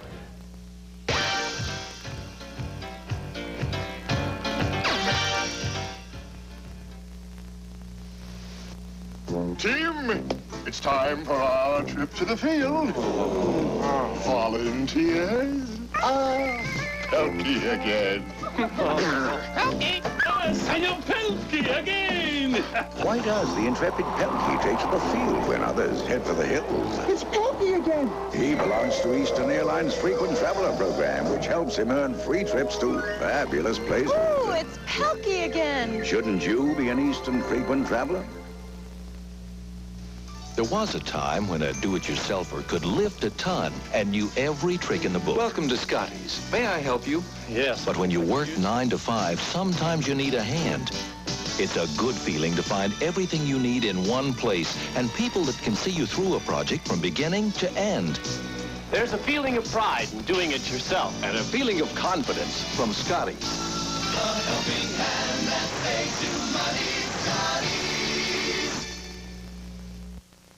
Between car payments, credit cards, back taxes, overdue mortgages, I was so deep in debt I thought I'd never get out. And worse, banks and loan companies weren't lending. Not to me. But I found a way to get out from under that debt. First, if you're a qualified homeowner with equity, get the money you need fast with a loan from First. You try First. It's the first-class way to make your bills disappear. Call First Shore Mortgage Company at 873-8088. 873-8088. People are discovering the best place for auto parts is right under their nose. All Pro, where service, value, and selection is more than a slogan, it's a way of life. They are professionals who make their livelihood helping you with quality products, great prices, and years of automotive experience. You can trust the best names in quality auto parts. And what prices? Register now at All Pro to win a Caribbean cruise, drawing to be held September 30th, 1985. Service, value, selection, the All Pro guarantee. All Pro, discount prices, and so much more. Having fun is part of living. Why don't you start enjoying life more? If you're single and between the ages of 21 and 70, Compatible Introductions has a dignified service designed especially for you. For confidential information without obligation, contact Compatible Introductions at 933-7850. Start enjoying life now with someone special. That's Compatible Introductions in Tampa, 933-7850. You can tell a lot lot from statistics. Florida rushing 64 yards, Tennessee 62, pretty even. For the Gators, 65 yards in the air. For Tennessee, 105. Offensively, the Gators overall 129, Tennessee 167. Penalties pretty much even, 2 for 20 for Florida, 3 for 15 for the Vols. Turnovers, 1 for each squad. Possession-wise, Florida's had the ball about 3 minutes or so less than Tennessee, with the ball for 13 minutes 31 seconds, and Tennessee for 16:29. So statistically, the only place that Tennessee actually dominates is as far as the passing game is concerned, but it's a 3-3 ball game. Florida 1 for 1 in the field goal department, and Tennessee missing their first one of the year. They're 1 for 2. 2 quick points. Only 3 points on the scoreboard for each team, and Tennessee's controlled the ball longer than Florida. The Gators didn't want that to happen. They wanted the ball more than Tennessee was going to have it, and they wanted to put points on the board, obviously. But Tennessee is controlling the football to an extent that the Gators didn't expect. We'll be back with the second half, but first, time out for these messages.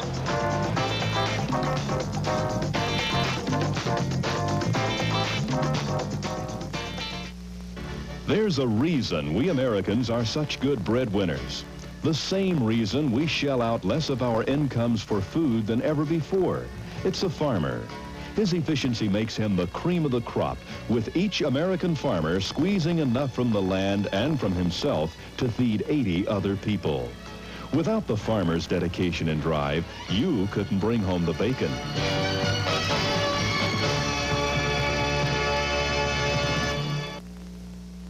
Orange Juice Smart, to look for the sweetest, look for the purest, look for the best tasting orange juice around.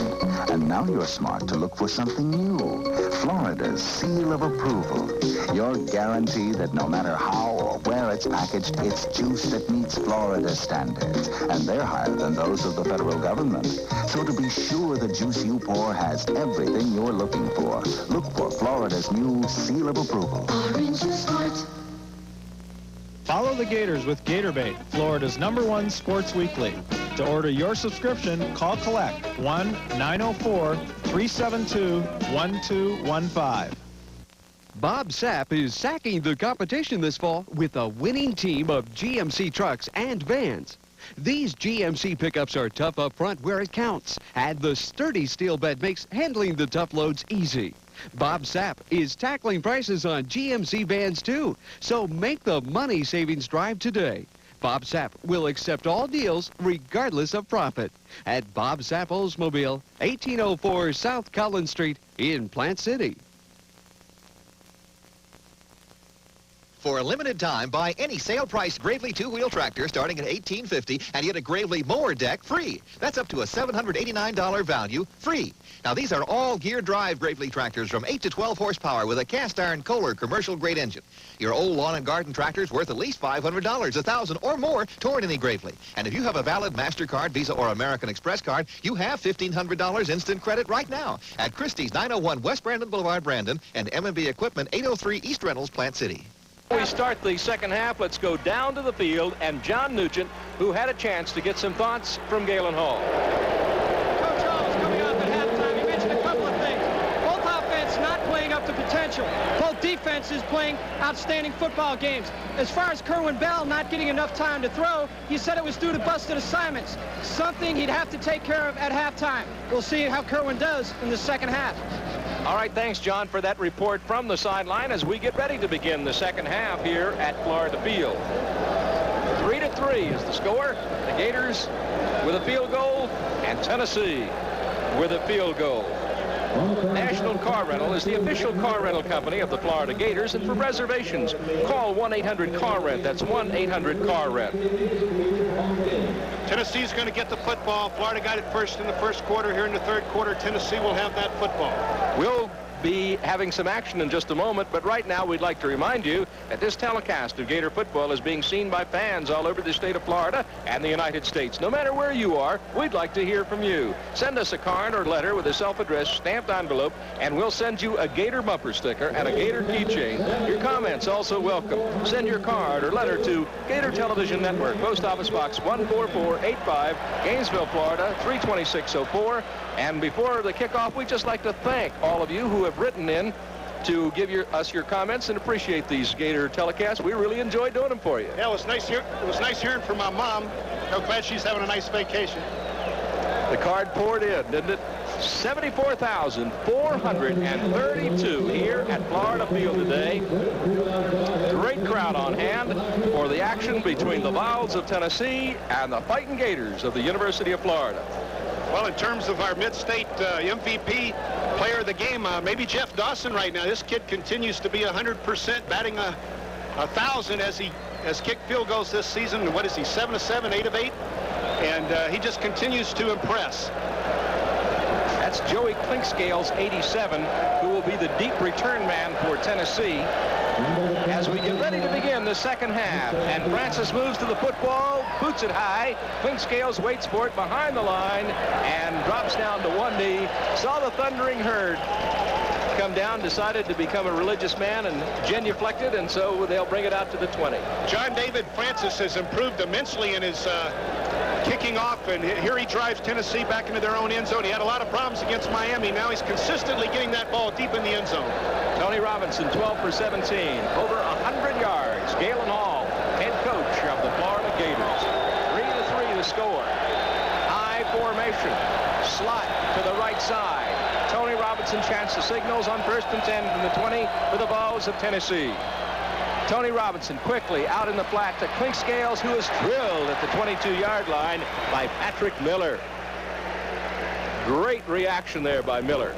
Oh, yeah, Patrick Miller has plenty of speed. He can run step for step with any back or any receiver on the field. Watch Patrick Miller get out here in a hurry. He's almost getting clipped.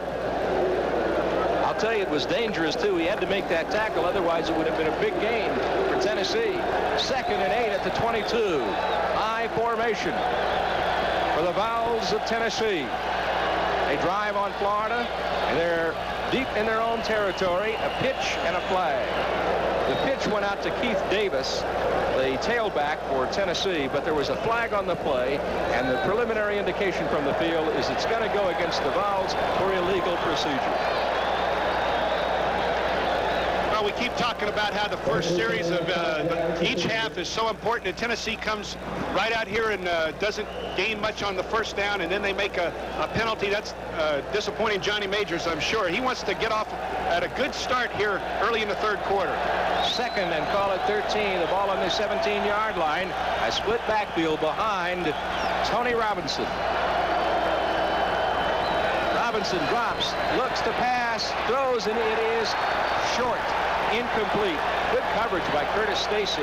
Pressure by Jeff Roth of the University of Florida Gator defense, who was right there to make Robinson unload the ball a lot earlier than he had planned to. So that's going to bring up 3rd down, 13. The ball remaining on the 17-yard line. We are just into the second half. 3-3 the score. You know what? Sam Garland does a nice job. He's 6'7". He always gets those hands up.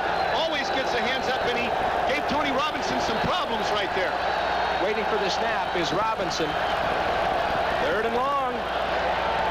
Robinson scrambling, and the Gators drag him down at the 17-yard line. Williams and Roth for Florida. So Tennessee is going to have to kick out of there. Jeff Roth made that play possible. He stayed at home. He put pressure on the center. He pushed him back. He gave Tony Robinson nowhere to go up the gut. Made the tackle. Jeff Roth. All right, we're waiting for the kick now, and Bob Garman will be punting for Tennessee. Great return man for Florida. Ricky Nattil will be deep as Garman stands back there. He's had a 41-yarder this afternoon, and he's improved his average against Florida. He boots it off the side of his foot. It's going to hit down and come out of bounds right in front of the Florida bench at the 49-yard line. So the Gators get great field position. Oh, they got tremendous field position. Now, I'm sure there were some adjustments made at halftime. I think the team that's going to win this game is the team that went in at halftime and figured the other folks out and are going to make those adjustments and move the ball more consistently, especially when they get close to the end zone. Gators have tremendous field position right here. They need to get pumped up on offense immediately. 1st and 10 at the 49-yard line. Kerwin Bell, 6 for 8, 65 yards this afternoon. Receivers left and right. I formation pitch to Neil Anderson. Turns upfield and is stacked up as he hits the line of scrimmage right at the 49-yard line. Richard Brown, number 98, the middle guard for Tennessee. He's a senior from Riviera Beach, Florida. Went to Suncoast High School down there, made the tackle. Yes, and he had great mobility. He's supposed to get cut off by the backside lineman. They're supposed to clip him, which is an illegal play, but he's so quick, he was gone before the clip got to him, and he chased the play down. Anderson, 11 for 73 in the first half. Split backfield behind Kerwin Bell, who looks to throw, and he's got a completion to Anderson. He's at the 40, and he's inside the 35 to the 33-yard line. Chris White makes the tackle on the good reception and good carry by Neil Anderson. Well, we saw the Gators having pass protection problems, mainly mental mistakes earlier in the ballgame. Here they got great protection. He's able to hit Neil Anderson. The tailback's not used that much in the passing game by the Gators, but this might be one of the adjustments that they made at halftime. 17-yard reception, 1st and 10 at the 33-yard line for the Gators. The pitch comes to Anderson, and he gets across the 30 and inside the 30 to the 27-yard line. Brought down by Darren Miller, inside linebacker. David Williams, big number 73, the freshman tackle from Lakeland, and Walter Odom, that fine blocking tight end from American High School in Miami. They're responsible for that gain. 2nd down, 4 at the 27-yard line for the Gators.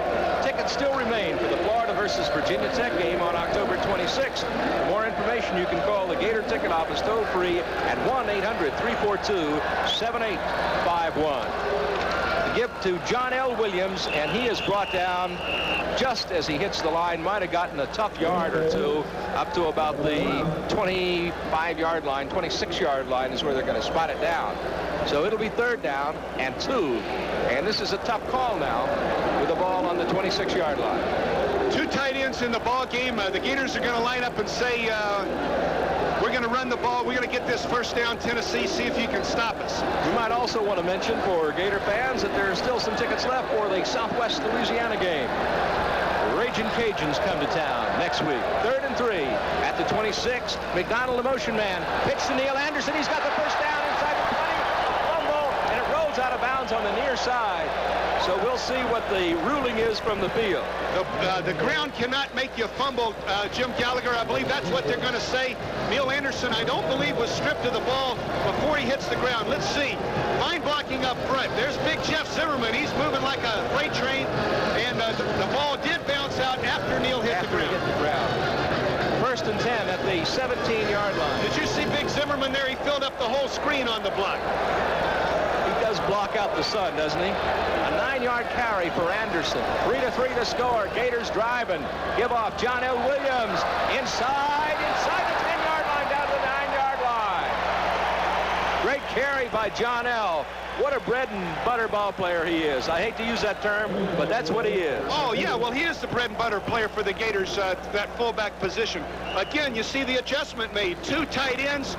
Jack Gerzina making a fine block, pulling from his tackle position. The Gators are just steamrolling right now, or that's what they're trying to do. 8 yards for John L. He's 8 for 34 this afternoon. 2nd and 2 at the 9-yard line. 10 minutes to play. 3rd quarter. 3-3 to score. Motion man Frankie Neal. Neil Anderson gets the call. Turns outside, and he's in the end zone. Neil Anderson goes into the end zone for the score to put the Gators up by a score of 9-3. Obviously, Florida goes in at halftime, and the coaches gather the guys around and say, hey, we can run the ball if we stick with some basic plays.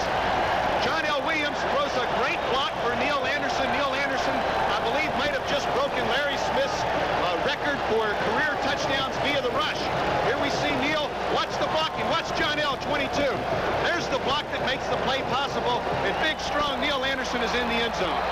They're going to kick the extra point. He splits it right down the middle, and there's a flag on the play. Let's hang on because there was a flag on that last play. 10-3 is the score. We'll be right back.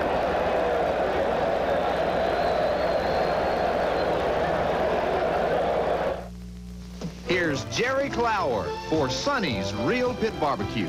People ask me, Jerry, what's so special about Sonny's barbecue? I tell them the secret's in the sauce. Oh, just thinking about it sets my mouth to watering. Here you are, Mr. Clower. Now, here comes some good eating. Everybody loves to eat at Sonny's, 'cause Sonny's makes it all taste look at this face. I'm going to smile. That's my last smile. Why? My utility bill. It's probably because of the old air conditioner and that old furnace. Don't say old. Want to save some money? Then call your Whirlpool dealer about an energy-saving Whirlpool heat pump that cools and heats efficiently. Hello. See the yellow pages for the authorized Whirlpool heating and cooling dealer nearest you. Thanks to Whirlpool, I can smile again. Well, there was a flag on the play just as we went away, and it nullified Dawson's extra point kick. And so then, while we were away, he kicked another one with the 5 yards tacked on, but there was another flag on the play. So now the football has moved out to the 13-yard line, and his kick is going to come from the 20 for a try for one. The Gators leading 9-3, and they're trying to make it 10-3. So let's watch. The hole will come from Ray Criswell. Bird is the snapper, and he just puts that right down the middle. Just a chip shot for Jeff Dawson. So now officially the score is Florida 10 and the Vols 3. We'll be back after this. Welcome to the real world of dairy goodness. Experience nutritious, delicious, real dairy delights. Luscious cheese, rich sour cream, smooth milk, tangy yogurt, creamy cottage cheese. All healthy and wholesome, loaded with protein, vitamins, and calcium. Look for the real seal for real dairy flavor. Welcome to the real world. Getting to be #1 is tough. And staying #1 for 17 years is unbelievable. But Ford Trucks have done it. They've been the #1 seller here for 17 straight years. Ford Trucks have outsold Chevy, and they've outsold all the imported trucks put together. Now that tells you something about the quality and dependability built into every Ford truck.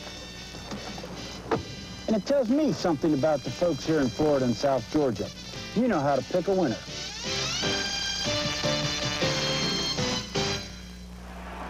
Clinksdales receives for Tennessee's across the 10 to 15, down at the 17-yard line. The kick came from John David Francis for the University of Florida as the Gators kicked off after scoring and then kicking the extra point. 10-3 to score. Florida's up 7 plays, 49 yards, 3:21 possession time. Neil Anderson's 9-yard run and the extra point by Dawson was good, even though he had to kick it several times. The tackle was by Scott Marshall for Florida's special teams unit. Yes, Jerry Anderson doing a fine job with those specialty teams. Anytime you get them inside the 20, you're doing a fine job with the kickoff team. 1st and 10 on the 19 for Tennessee. Robinson rolls out, passes complete to the 21-yard line, and Arthur White makes the hit for the University of Florida. Sam Henderson was the receiver for Tennessee. Here's those inside linebackers again. Boy, do they get the work out this afternoon, chasing the back in the flat. Look at the speed by Arthur White from Frostproof, Florida. He's got great size, too, at 6'1", 215. Really can hurt you when he hits you. 9 minutes, 15 seconds to play third quarter. The Gators lead it 10-3. Tony Robinson as the Vols go with the eye. The pitch goes to Davis coming to the near side across the 20 to the 22-yard line. Alonzo Johnson makes the big hit, the senior from Springfield, Florida. Great All-American player for the Gators. Late in the fourth quarter, Jim and I will pick the Mid-State Federal Player of the Game. At the end of the season, the scholarship will be awarded to the university in honor of the Mid-State Federal Player of the Year. One thing that's happened here early in the third quarter, the fans are back in the game with the Gators, creating a lot of noise and havoc for that Tennessee offense. Third down, 8 on the 22 for Tennessee. Wing to the left side as Tony Robinson drops the throw and throws it out in the flat, and it is complete to the 32-yard line for Tennessee, and Curtis Stacy makes the hit for Florida. Clinkscales was the receiver, number 87. He's got great leaping ability. He looks, for some reason or other, he looks to be taller than 6'1". I guess it's because he goes up in the air about 15 feet. 1st and 10 at the 33-yard line now as the Vols start driving back against Florida in the I formation with a slot to the left side. Robinson, a great player, throws a quick one to Clinkscales, who is drilled right at the 31-yard line by Ron Moten. Moten was right there to make the hit, junior from Clearwater. I tell you what, if you appreciate defense, you're getting an outstanding show by both teams, really. But the Gator defense right now is really shining. What a play by Ron Moten from Clearwater, Florida. He just jumped on that quick screen so fast, Clink Scales didn't have a chance. It'll be 2nd down 11, ball on the 32. 7 minutes and 35 seconds to play in the 3rd quarter. Dropping back, Robinson has the time, and let's see if they give him a completion on that. They say no completion. He's pretty upset about it. That was Eric Swanson, number 27 for Tennessee. Adrian White, the coverage man for Florida. I think it's pretty obvious the ball did bounce. He was open. Good protection by that Tennessee line. You know, Alonzo Johnson's got that great speed outside, but the tackles from Tennessee are doing a fine job out there. Let's give those guys some credit. Darrell Smith, number 57, and David Douglas, big number 78 for the Volunteers. 3rd and 11 on the 32-yard line. Robinson 16 for 23 this afternoon. Florida with the 4 down linemen. They're in the nickel. Dropping back is Robinson. Now he's going to try to scramble out. And now throws out in the flat.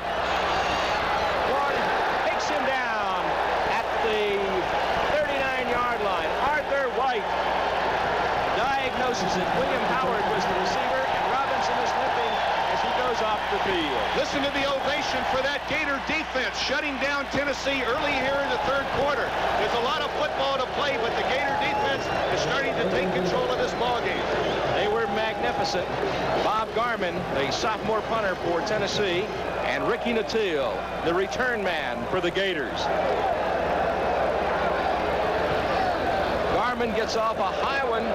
Nattil fields it at the 22. He's at the 30, inside, and brought down at the 40-yard line. A nice return for Nattil, giving the offense a nice place to set up shop. Now, Tennessee's trying to avoid Ricky Nattil handling that football, but they weren't able to do it right there. Ricky moves over, catches the ball at full stride, puts a little juke on a Volunteer, and picks up an extra 5 yards, and boy, he was hit on the 40-yard line. Again, great field position for that Gator offense. Let's see if they stick with that powerful running game. There's Albert. He made it back from Baton Rouge. 1st and 10 on the 40. 6:34 to play, 3rd quarter. The Gators up 10-3. Bell pitches to John L. Williams, comes to the near side across the 40 to the 42-yard line. And Fred Bennett, a sophomore nose man for Tennessee, brings him down. This Bennett looks like Tim Newton from last year. He's a huge kid. They got him listed at 258, but I think that's probably only his left leg. He's got a built like odd job, isn't he? Johnny Majors. 4 straight bowls for the Vols. 2nd and 8 on the 42-yard line. Kerwin Bell to throw. Brought down behind the line of scrimmage at the 30-yard line. Way back there. Tennessee really came in and put the pressure on to bring him down, and it was Bob Jenkins, 58, who got in there. Looked like their 59 is walking off the field. That is Mark Hovanek, the right tackle. Let's take a look at it. Well, there's some problems up front with communication. I think that's all it is. The guys are supposed to either slide to the left or the right or communicate with each other on the double team block, and they're just not getting it done. I don't think it's a matter of physical mistakes or getting beat physically. I just think they're not communicating, and they're going to have to straighten that out on the sideline. 11-yard loss on the play, and a Volunteer is down on the field, but getting up now, and he's going to walk off under his own power, and that would be Mark Hovanek. He's a sophomore from Yorktown, Virginia. Albert the Alligator making some more friends. 5 minutes and 38 seconds to play 3rd quarter. Gators lead at 10-3. 3rd and 19 on the 31-yard line for the Gators. Kerwin Bell has been sacked 5 times for 45 yards. They've got the 4 wideouts in right now. Bell unloads.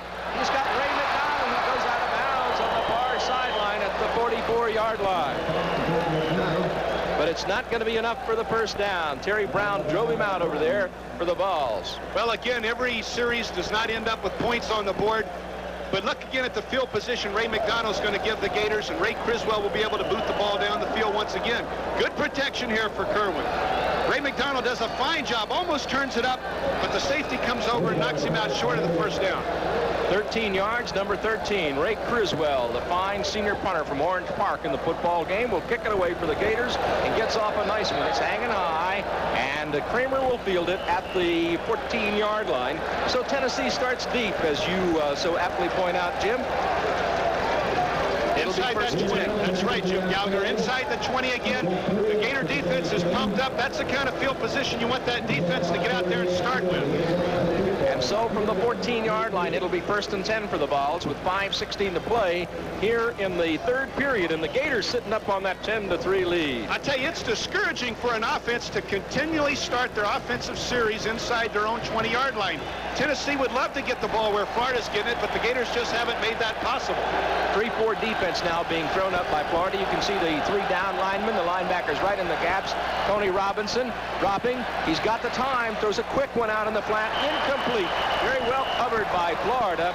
It was intended for Sam Henderson coming out of the backfield, and Gerald Dickens, the junior inside linebacker from Plant City, was the coverage man for Florida and did an excellent job. The defensive 11 has been magnificent this afternoon. There's no doubt about that. Well, and Tennessee's defense has done a great job as well. Obviously, by the points on the board, 10-3 with all this offensive talent on the field. Both defenses are really controlling the game. 2nd and 10 on the 14-yard line for Tennessee.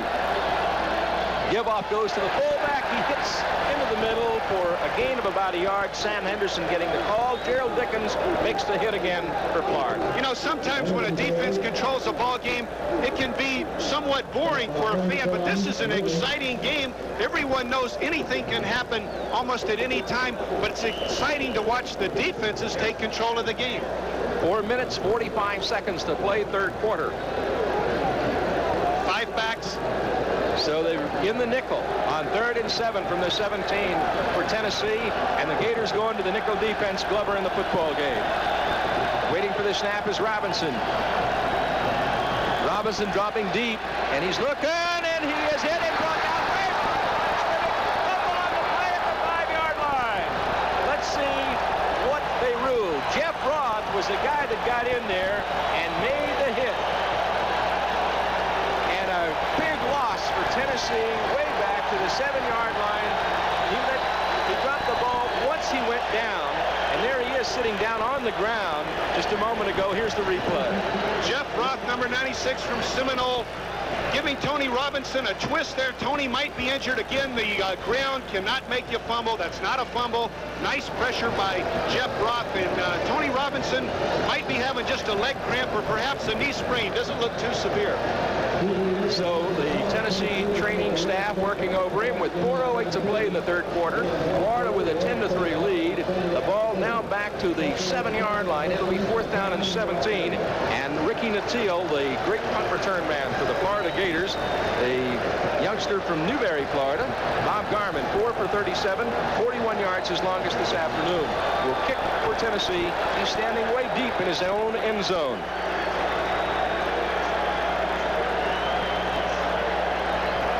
Waiting on the snap, and there you see the end zone shot as Garman stands and waits deep. Gets it away.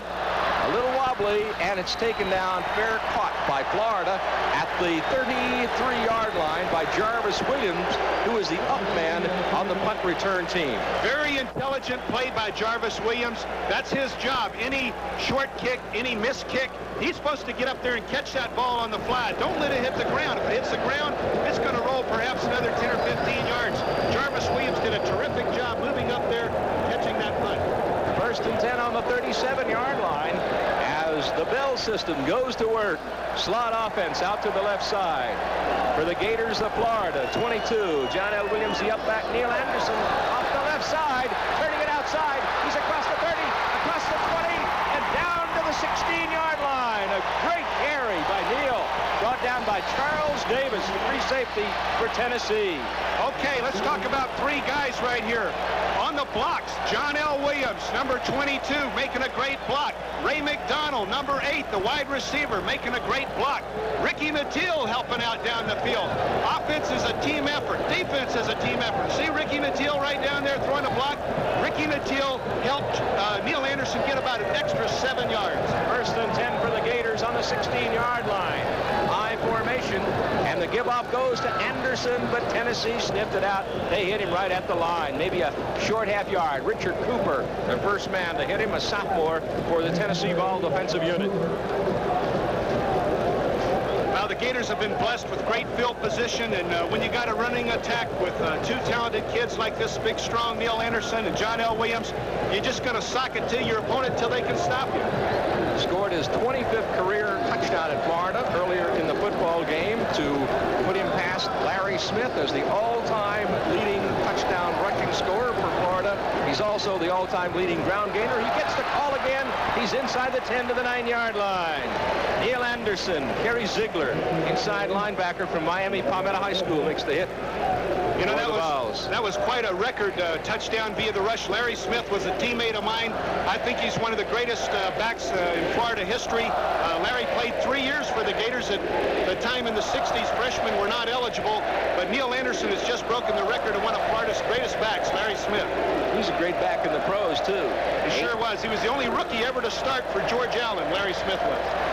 3rd and 3 at the 9-yard line. The give goes to Neil Anderson, and he's across to the 5-yard line down to the 4. Brought down by Richard Brown, the senior from Riviera Beach, Florida, from Suncoast High School. And Neil, 13 100-yard games. Just a tremendous career, and look what's happening to the clock, Jim Gallagher. It keeps pumping down. 2 minutes and 4 seconds here in the 3rd quarter. That Tennessee offense is sitting over on the bench. If Florida can score right here, it'll give them a tremendous edge, especially if they can get 7. Number 22, the up-back, John L. Williams, and he is the 2nd man in Florida history as far as 100-yard games are concerned. Frankie Neal was the motion man. The give goes to Anderson, and he's down to the 2-yard line. Brought down by Lavoisier Fisher, senior for the Tennessee Volunteer Defensive Unit. The Gators watching the happenings on the field. It's 2nd down. Now for the Gators, and goal to go on the 2. A minute 25 to play in the 3rd quarter. Florida up 10-3. Frankie Neal, 21, coming to the bottom of your screen as he splits out of the picture. Big Rodney now Jones back in a little closer on the wing. You got the 2 tight ends in there, Jim. The give goes to Anderson in the end zone.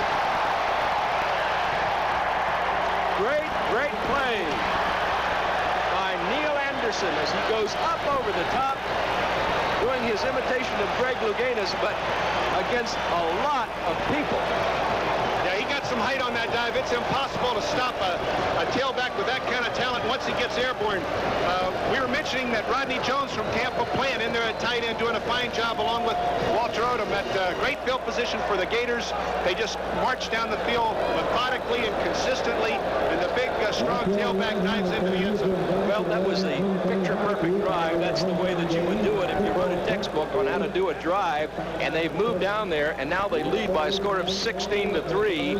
And we've got a player down on the field. We're not exactly sure who it is. And here's Neil going up over the top.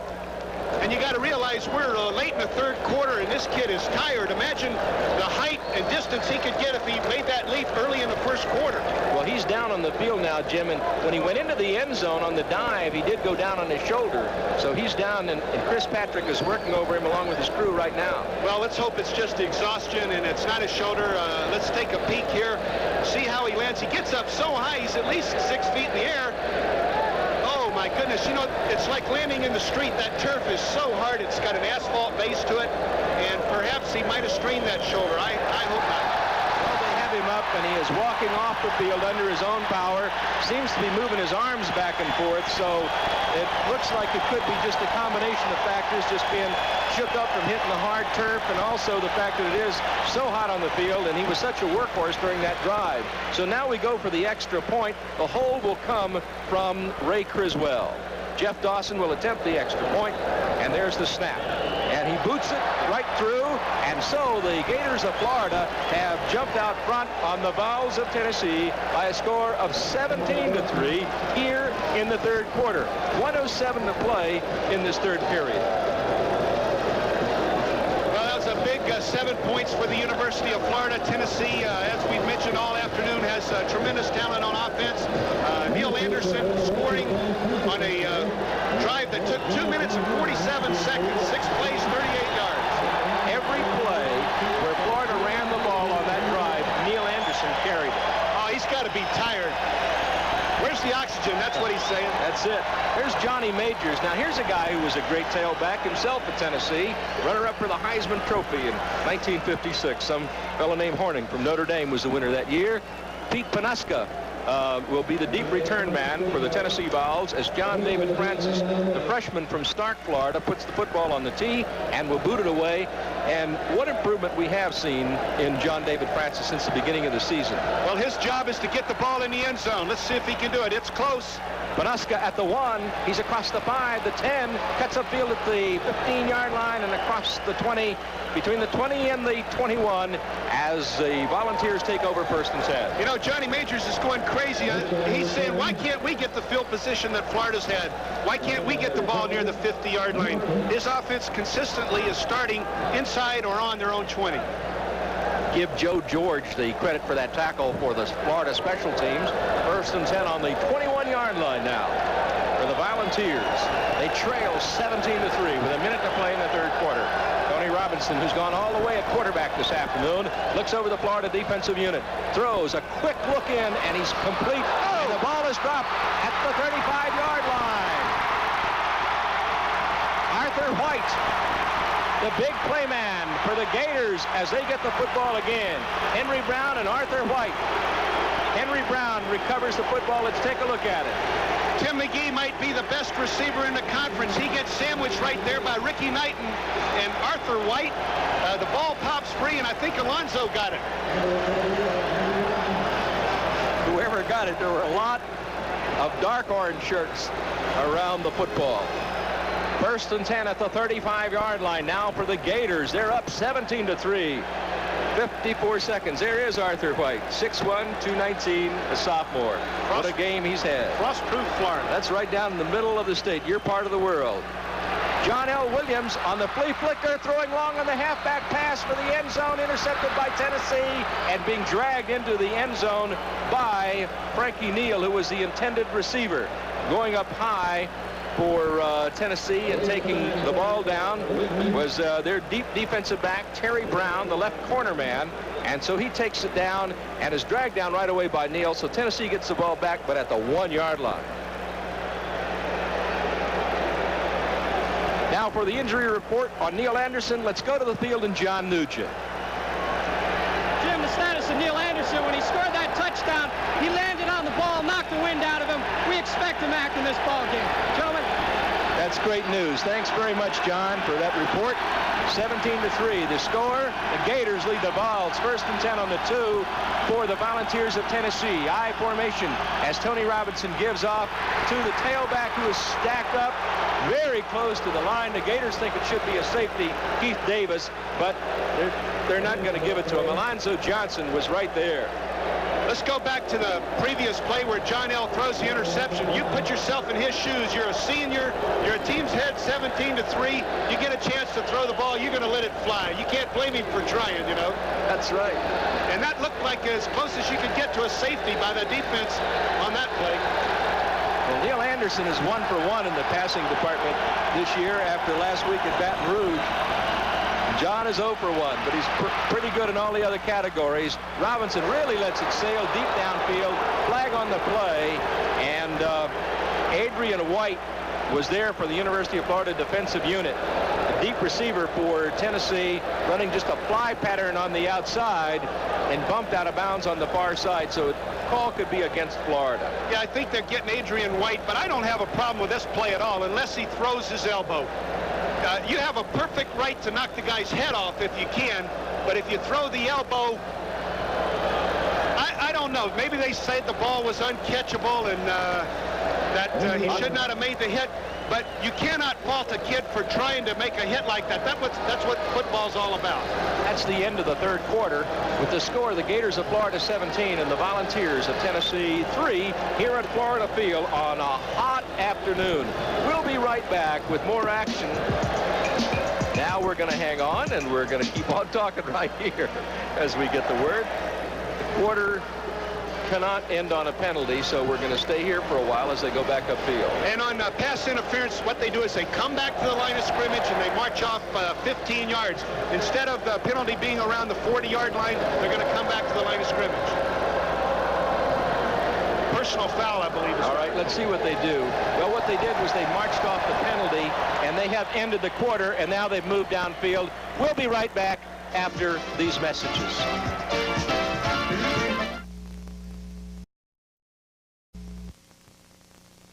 Now from Blue Cross and Blue Shield, the state's leading health insurer, it's Health Options. Health Options is a healthy alternative to traditional health insurance. The quality, affordable HMO answer. And Health Options is the only HMO backed by the strength of Blue Cross and Blue Shield of Florida, working together for your health around the state, around the nation. Become part of it. Blue Cross and Blue Shield. Health Options and you, together in health. The Furniture Store Factory Outlet does it again. The largest selection of Incliner living room furniture in Florida. And Incliner sofas start at only $549. At the Furniture Store Factory Outlet, you can swivel, rock, and recline for $249. 10-piece pits, still $589. The Furniture Store Factory Outlet, 1 mile south of Ormerton Road on Highway 19. You save more because we buy for less.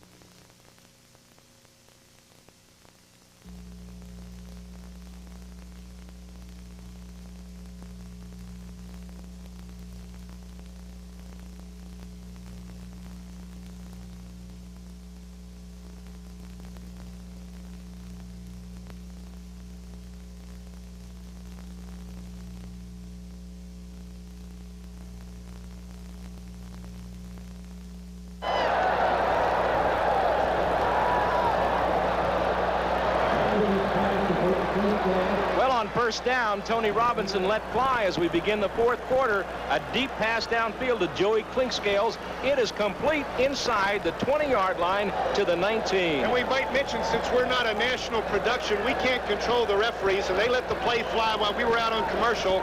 It's a technical problem we had no control over, but boy, did he throw the ball down the field. 61-yard reception. Ricky Knight brought him down and saved the touchdown. First and 10 on the 19-yard line for Tennessee in the eye as Tony Robinson directs the attack for the balls. Fumble on the play. Let's see who got it. Right at the line of scrimmage. It looks like they just had a mix-up in the backfield, but the ball went on the ground, recovered by Tennessee. We might mention that on the play it was a bootleg action, and Tony Robinson really let the ball fly down the field. Here we see his fumble. It's being kicked by his back into the line of scrimmage, but Tennessee's going to pounce on it. So that brings up second down 11 on the 20-yard line for Tennessee. Florida with the 3-4 defense, the 3 down linemen trying to put the pressure on. Robinson, time to throw. Throws, touchdown Tennessee. He's got Tim McGee, number 88, for the TD. Right there for the Volunteers, running a perfect post pattern right at the post, just like you're supposed to do. Well, he got behind Patrick Miller and just in front of Ricky Knight. He had that great speed on the break to get open. Tennessee's in this ball game. And so that means the try for the extra point. Revés will make the try from Miami, Florida, Killian High School. Waiting for the snap now is the holder. And there is the kick for the extra point, and it is good. And the score right now, the University of Florida 17 and the Vols of Tennessee 10. We'll be back after this.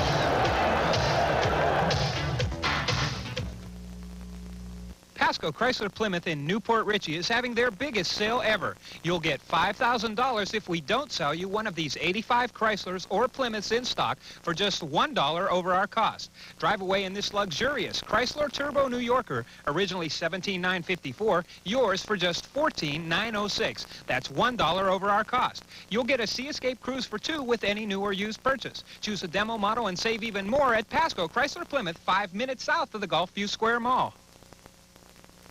Overwhelmed by bills piling up that you can't pay? Rejected for loans because you're between jobs or facing foreclosure? Well, at Northeast Mortgage, here's what we think about those kinds of rejections. Get the cash you need now. Call this toll-free number today. Whatever your financial problems may be, we can help you. Stop getting rejected. Call this toll-free number now and put your financial worries behind you. No income verification required. You'll get your money in just a few days only through Northeast Mortgage Corporation, even if you have IRS liens, judgments, or a bankruptcy. By Tennessee. Ricky Nattiel will take it in the Florida end zone, drop down to one knee, and it'll come out to the 20-yard line. It'll be 1st and 10 for the Gators now as they go to work offensively. Leading this football game 17-10, but here in the 4th quarter, the scoring drive by Tennessee. 5 plays, 98 yards, 152 the possession time. Tim McGee, 20-yard pass for Tony Robinson. Today's kick good, and so it is suddenly 17-10. Well, you expected that time bomb to go off eventually. Tim McGee entered the ball game catching about 25 yards per catch, and Clink Scales has a high average in the 20s also. So you knew that bomb was going to happen eventually. That's right. And now here is Kerwin Bell with the I formation. The pitch goes to Neil Anderson, turns upfield, and almost picks up the first down. Goes to the 29-yard line before he's brought down by Tennessee. Nice carry by Neil. Andre Kramer makes the hit for the Vols. A 9-yard carry. 13 minutes, 30 seconds to play here in the final quarter at Florida Field in Gainesville. 13:26 to go, and the clock is ticking. The Gators 3-0-1, 2-0 in the SEC. There's the give, and it goes to, once again, Neil Anderson, and he tries it off the left side for the first down. What a great player he's been this afternoon. Not that he hasn't been a fantastic player for 4 years, but it just seems like, if you can believe this, to me, it seems like he gets almost better every game. 1st and 10 at the 31-yard line now for the Florida Gators, trying to get a possession drive going here. John L. Williams will be the fullback. First downs, Tennessee 14, Florida 13, even in that category. John L. takes the pitch, comes to the near side, tries to turn the corner. Tennessee sniffs him out, brings him down. Dale Jones, a junior outside linebacker, takes him down for the Bernard. Dale Jones was able to beat the block of the tight end right there and wrap John L. Williams up now. The Gators are not going to go in a shell. They know that would be a mistake. They're going to continue to run their offense. They got a 7-point lead. If they go in a shell, they're going to give Tennessee some extra momentum possibly, so they're going to continue to run with their game plan. Jones had 34 tackles coming into this game and has had an excellent afternoon. 2nd and 12 at the 29 as Kerwin Bell looks to throw. He does. He's got Neil Anderson at the 35-yard line, hit and brought down right away by Terry Brown. That's what I was talking about, not going in a shell. They're not worried about throwing the ball. They got guys who can catch it. They got a quarterback that knows how to get them the ball, and they're going to throw the ball when they have to. 3rd down 6 on the 35-yard line now for the Florida Gators.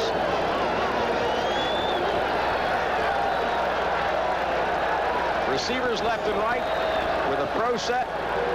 Split backs behind. Bell, who drops the throw. He does, and it is complete.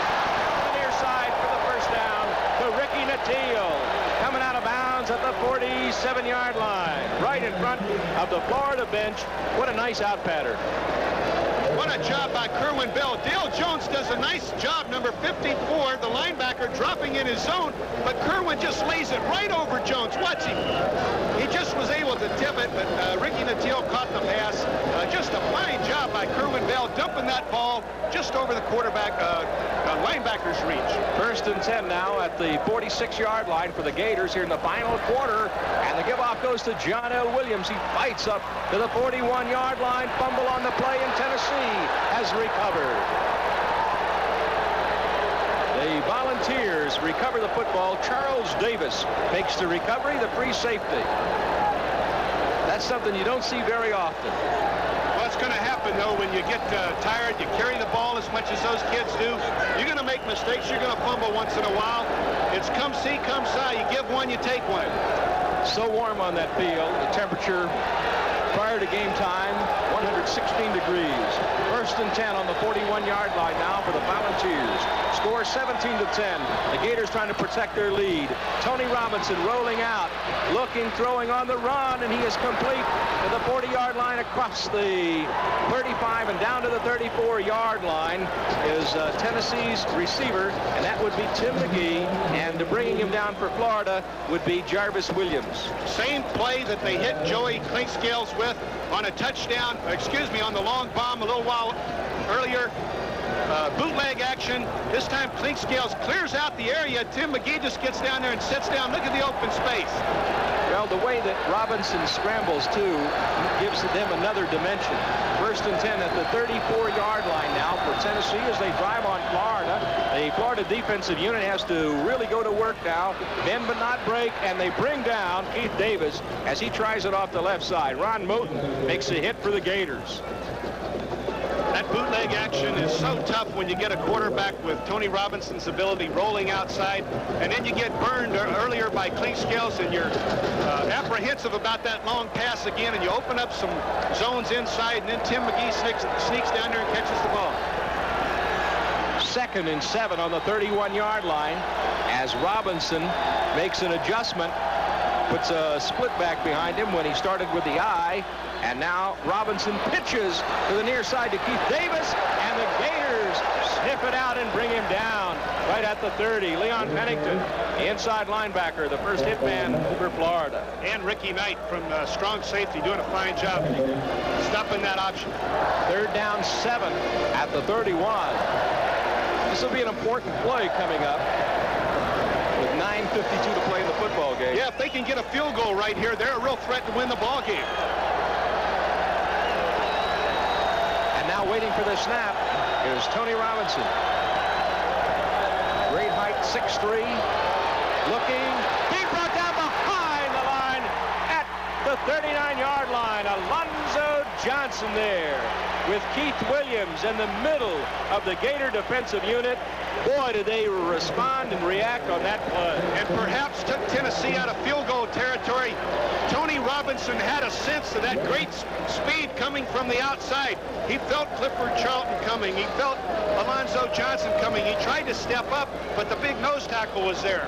And he didn't have anywhere to go, and they swarmed all over him. Watch what happens. Watch the penetration by Keith Williams and 96 Jeff Roth. Look at the speed coming from outside. He didn't have a chance. My goodness, they're going to try a 55-yard field goal.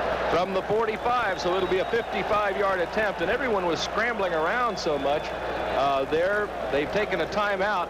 The punting unit went on the field, and then they started to go off, and some of the guys play on the punting unit. The special teams people are on the punt unit, and they're also on the field goal unit, and so there was a little confusion there, so Tennessee takes a timeout. It's 4th and 14, and the ball is actually resting on the 37-yard line. They're going to try the field goal from the 45, as Jim points out, a 55-yard attempt for Reveiz. And again, the Gator defense rises to the occasion. They're being threatened. Tennessee has some confidence on offense. They're now moving the ball rather easily. And all of a sudden, the defense rises up and sacks the quarterback, making this an extremely difficult 55-yard attempt. But these kids are so good these days. Looks like they're reconsidering, maybe going with a punt. Yeah, they are, because the punter, Bob Garman, 41, has just come on the field. So I think they're going to try to punt it away. It's just too much pressure to put the young man under to try to expect him to kick it from 55 yards away. That's true, Jim. Watch for the fake. I'm sure the kick team has been told, be careful, be careful. Watch for the fake. In this kind of territory, they might try it. Well, looks like the Gator defense, the way they're lining up, is going to be coming right at him. And he does go ahead and boot it away, and he's going for the corner, the Coffin corner. And Tennessee gets down under it, and they snap it back to the 1-yard line. Nice play by the special teams unit. But the referee first indicated it was going to go down at the 2-yard line, but now he indicates indicates that, let's take a look at it. Oh, man, was that ever close? Well, one official was right there on the line, so he was in position to make the call, and he did make the call that it was in the end zone, so it comes out to the 20-yard line. It'll be 1st and 10 for the Gators with 8:39 to play. Big break for that Gator offense. Imagine right now being back on your own 1-foot line with Tennessee only a touchdown behind. Saw just a moment ago a pretty interesting view, an orange balloon. If you like oranges, this is the place to be today. 35-yard kick by Garmin of Tennessee. The give-off goes to Neil Anderson up the middle, gets a couple of yards, but the Volunteer defense takes him down after that short game. Back to the team concept. Now that Gator offense has to get out there and eat up some of this clock and give their teammates on defense a bit of a rest so they can come back and match up with that great talent that Tony Robinson has. Right now, the Gators have to think first down. First down. One first down at a time. Think first down. 8:15 to play in the game. Gators with the football. 2nd and 8 on the 22. Bell to throw. Throws. He's got John Williams at the 25. He's at the 30. And to the 38-yard line before he's brought down, and a first down. Let's take a look at it again. This is an example of why Galen Hall is undefeated. He refuses to get in the closet and hide with his offense. He comes out throwing the ball. He's got the talented quarterback. He's got the kid that can catch it in the flat, John L. Williams. What we were saying, think first down. Now they got it. There goes that clock. That clock continues to tick. That clock's an ally of the Florida Gators right now. 1st and 10 at the 33. The give-off goes to Anderson right up the middle, across the 35 to the 37-yard line. And a good block by Jack Grzina. Darren Miller makes the hit. And Neil Anderson is on the edge of maybe 150 yards in this game right now. A tremendous performance. Look how tired that kid is. You know he's just exhausted, but he knows he's got 7 minutes to go. A big SEC battle, and he's going to keep battling out there. Well, you know, Jim, Neil Anderson has played very well, and I think he deserves our consideration for the Mid-State Federal Player of the Game, which we're going to be picking in a few minutes. Split backfield now behind Kerwin Bell. With the receivers left and right, Bell dropping to throw. On 2nd and 6, throws, and it is complete to Ray McDonald, brought down just before he hits the 50 at the 49-yard line, and another first down. Someone was listening to you. Somebody up there on headphones was listening to you say, put together first down after first down. Now they're doing it. Charles Kimbrough making the tackle out there in the flat. This is what makes a champion, okay? Regardless of what happens in the remaining 6 minutes, the Gators are playing like a champion at this moment. They're eating up the clock. They're moving the ball down the field. They're giving their defense a rest. That's how championships are played. 1st and 10 at the 48-yard line. And the give-off goes to Neil Anderson, and he hits to the midfield stripe for a couple of tough yards on the play. Tennessee's Richard Brown, the middle guard from Riviera Beach, Florida, Suncoast High School, brings him down. Here's Kerwin, 12 for 14, 143 yards. That's a pretty good day's work, isn't it? 12 of 14. This kid is so consistent week after week. Mr. Consistency. 2nd and 9. Right at the midfield stripe. End zone shot of the Gators. Split backfield behind Kerwin Bell. Bell hangs onto it and is brought down behind the line. Let's see if they rule that that was a fumble. No, that was not a fumble. They lost the football. I think everybody got a little bit excited, but as you point out, the ground can't cause a fumble, so it still remains Florida's football, but they lose on that. And here comes an important 3rd down for them with 5:34 to play. Well, Tennessee's defense, again, they realize they have to rise to the occasion. They have to get their offense back on the field. Just like that sack a few minutes ago helped the Gators. Here we see Tennessee sacking the Gator offense and helping themselves, helping their cause. 3rd and 13 at the 46-yard line. Waiting for the snap is Kerwin Bell. There's a flag on the play, a couple of flags as Bell goes way long. There are flags all over this field. It looks like Tennessee's deep back held up Ray McDonald. And I think the Gators might have been in motion at the line of scrimmage. Perhaps it's offsetting penalties. Maybe they're calling them both against the Gators. Let's see what's going to happen. Well, a lot of flags on the field. 5:07 to play. The Gators lead 17-10. The Vols 2-0-1 coming in here, and Florida 3-0-1. coming off a big win over LSU last week in Baton Rouge and the week before over Mississippi State. The Gators went with a quick count right there, a little bit quicker count than they've been going with, and I don't think the guys were set at the line of scrimmage. Yep, that's what they're calling them, offsetting. Offsetting penalties. So we go back to the drawing board as Johnny Majors walks along the sidelines with the headset. And so Florida has the football still. It's 3rd and 13, and the ball remains at the 46-yard line. Yeah, so the call was for illegal motion.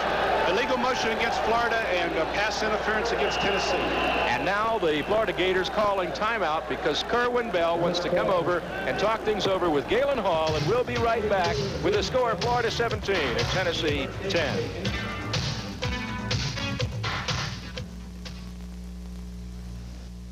What a finish by Williams. Just one hurdle left. Gatorade is thirsty. Oh, flag down on the field. Hopkins is called for clipping. Gatorade is thirsty. Nice comeback by Reynolds, facing one of the most consistent players in the game. When you exercise, you lose potassium, fluids, minerals. Gatorade Thirst Quencher helps put them back fast. That's why the pros drink it. It's Thirst Aid. Gatorade is Thirst Aid for that deep down body thirst. If talking to your banker is like talking to the wall, you need an Atlantic banker. Atlantic bankers are responsive because they have the resources to solve your problems and the willingness to undertake them. When you talk to an Atlantic banker, you won't be talking to the wall. Atlantic Bank, the best bank around. 3rd and 13 at the 46. 5:05 to play. Florida's got the football on their side of midfield. And Kerwin Bell looking, rolling. Chased out of bounds on the far sideline. For the late hit. That was pretty obvious and also pretty stupid. I know Johnny Majors can't believe his kids did that. Here they had Florida stop. Florida was going to be forced into a punting situation. Whenever you play on defense, you got to be aggressive, but you got to be aware where you are on the field. Watch this late hit. So it's 77 Richard Cooper that took him out. And so a big penalty automatic against the Tennessee Vols and an automatic first down for the Gators at the 40.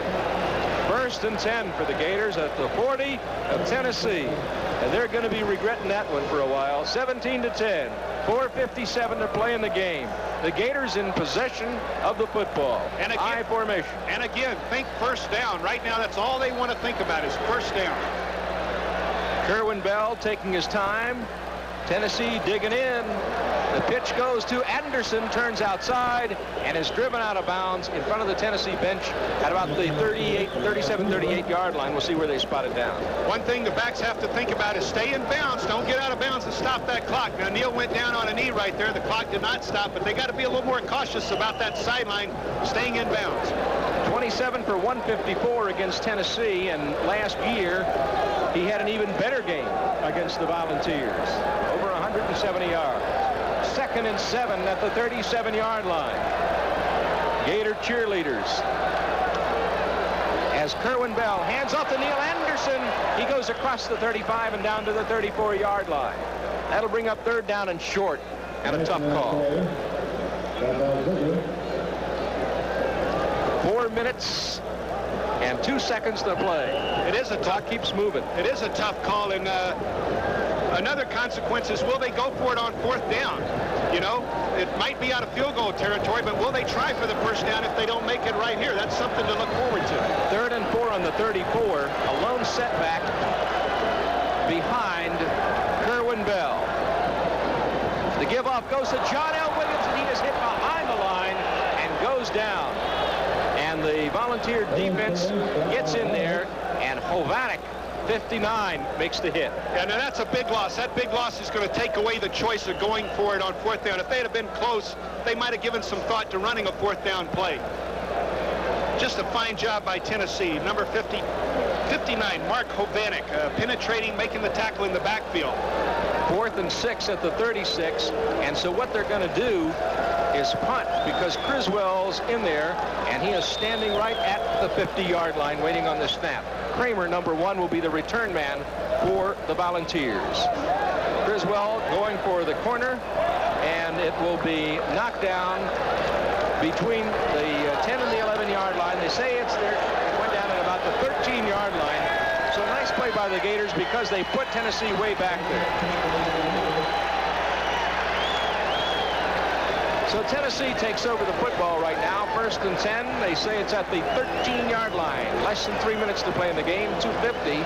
And it's a 17-10 game. The Gators leading Tennessee. You got to know right now that Majors is going to pull out all the stops.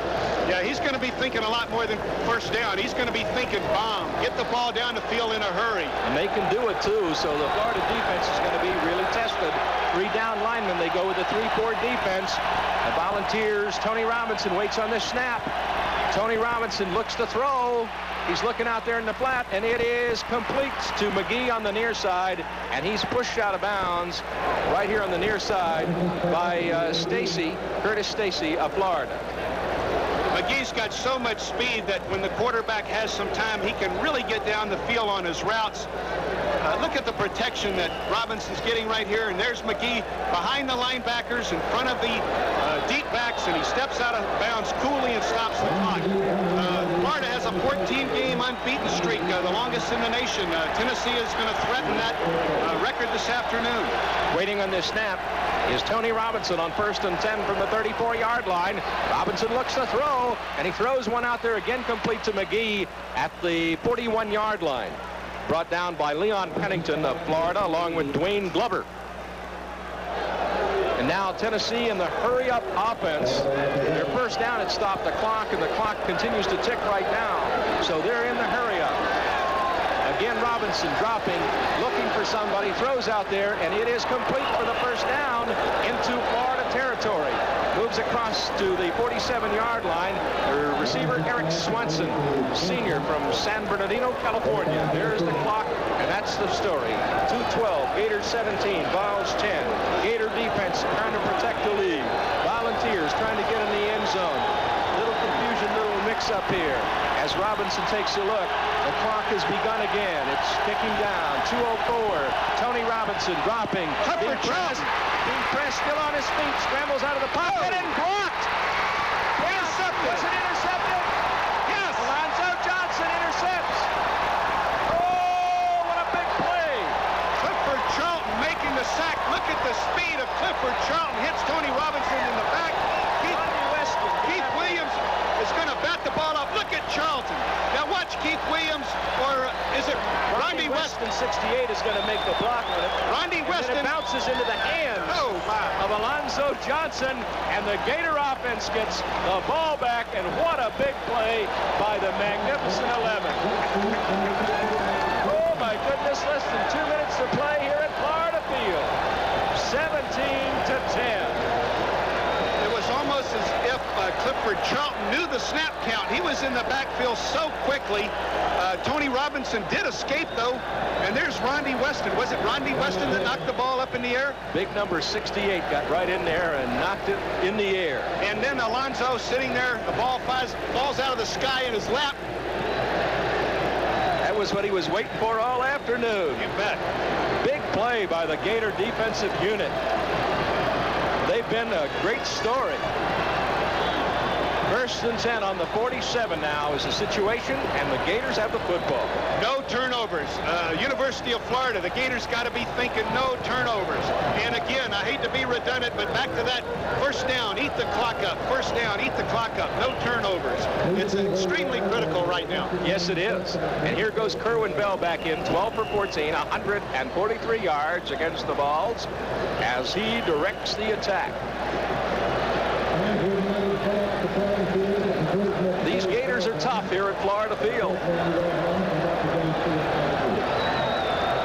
1st and 10 on the 47. High formation.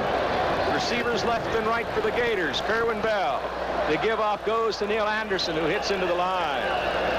He's brought down, short gain on the play. And we'll be right back with more from Florida Field, but first, time out for these messages. If you're looking for a gun shop that gives you complete service, come see Manuel at Campermore Gun Repair and Sales. Manuel has the largest selection of Ruger and Colt handguns and Remington and Weatherby rifles in the area. One thing you have to remember is that Manuel services what he sells. That's the difference, service, with the parts and knowledge to keep you satisfied with the most complete gun shop in the area. Remember, Manuel gives individual attention to the serious sportsman, located 2 blocks south of Highway 60 on 301 in Tampa. Catch the action on Star Games. This week's first contest is between a team of stars representing the Love Boat. A team befitting the name Playboy. And a team of crazies from not necessarily the news. It's this week on Star Games. Sunday night on Channel 44. On second down, Neil Anderson gets the call and goes to the 42-yard line for Florida as that clock ticks away. And again, the whistle's on the field as Tennessee is trying to use the timeouts to hold it up. And so there is Neil Anderson standing on the field right now. And Neil Anderson has had a great game this afternoon. And Mid-State Federal Savings and Loan is performance-minded and is proud to recognize outstanding individual performance with Mid-State's Most Valuable Player of the Game Award, physical fitness, keen mental concentration, and true spirit to win, what Gator football is all about today and in the future. And our winner today, Neil Anderson. And no timeouts left for Tennessee. No timeouts. Here is Neil, the senior from Graceville, Florida. Just a great, great player. Gil Brandt, who is thought to be one of the geniuses of professional football, just feels that he is just a great and complete back. So you know he's going to go very, very early in the draft. Two catches for 23. If I was an attorney, I'd say I concur. 3rd and 6 on the 43-yard line. The Gators, owners of the longest unbeaten streak in the nation. 17-10, lead the Vols. 1:39 to play. And Kerwin Bell looking and going long for Frankie Neal. Complete at the 10-yard line. Neal was deep at the 10-yard line. So that brings up 4th down, and that's going to put that defense to the test one more time as Frankie Neal comes off the field. 1:32 to play, and the Volunteers get a shot at the football again. Well, it was there. It could have worked. It was close. He just overthrew him a shade.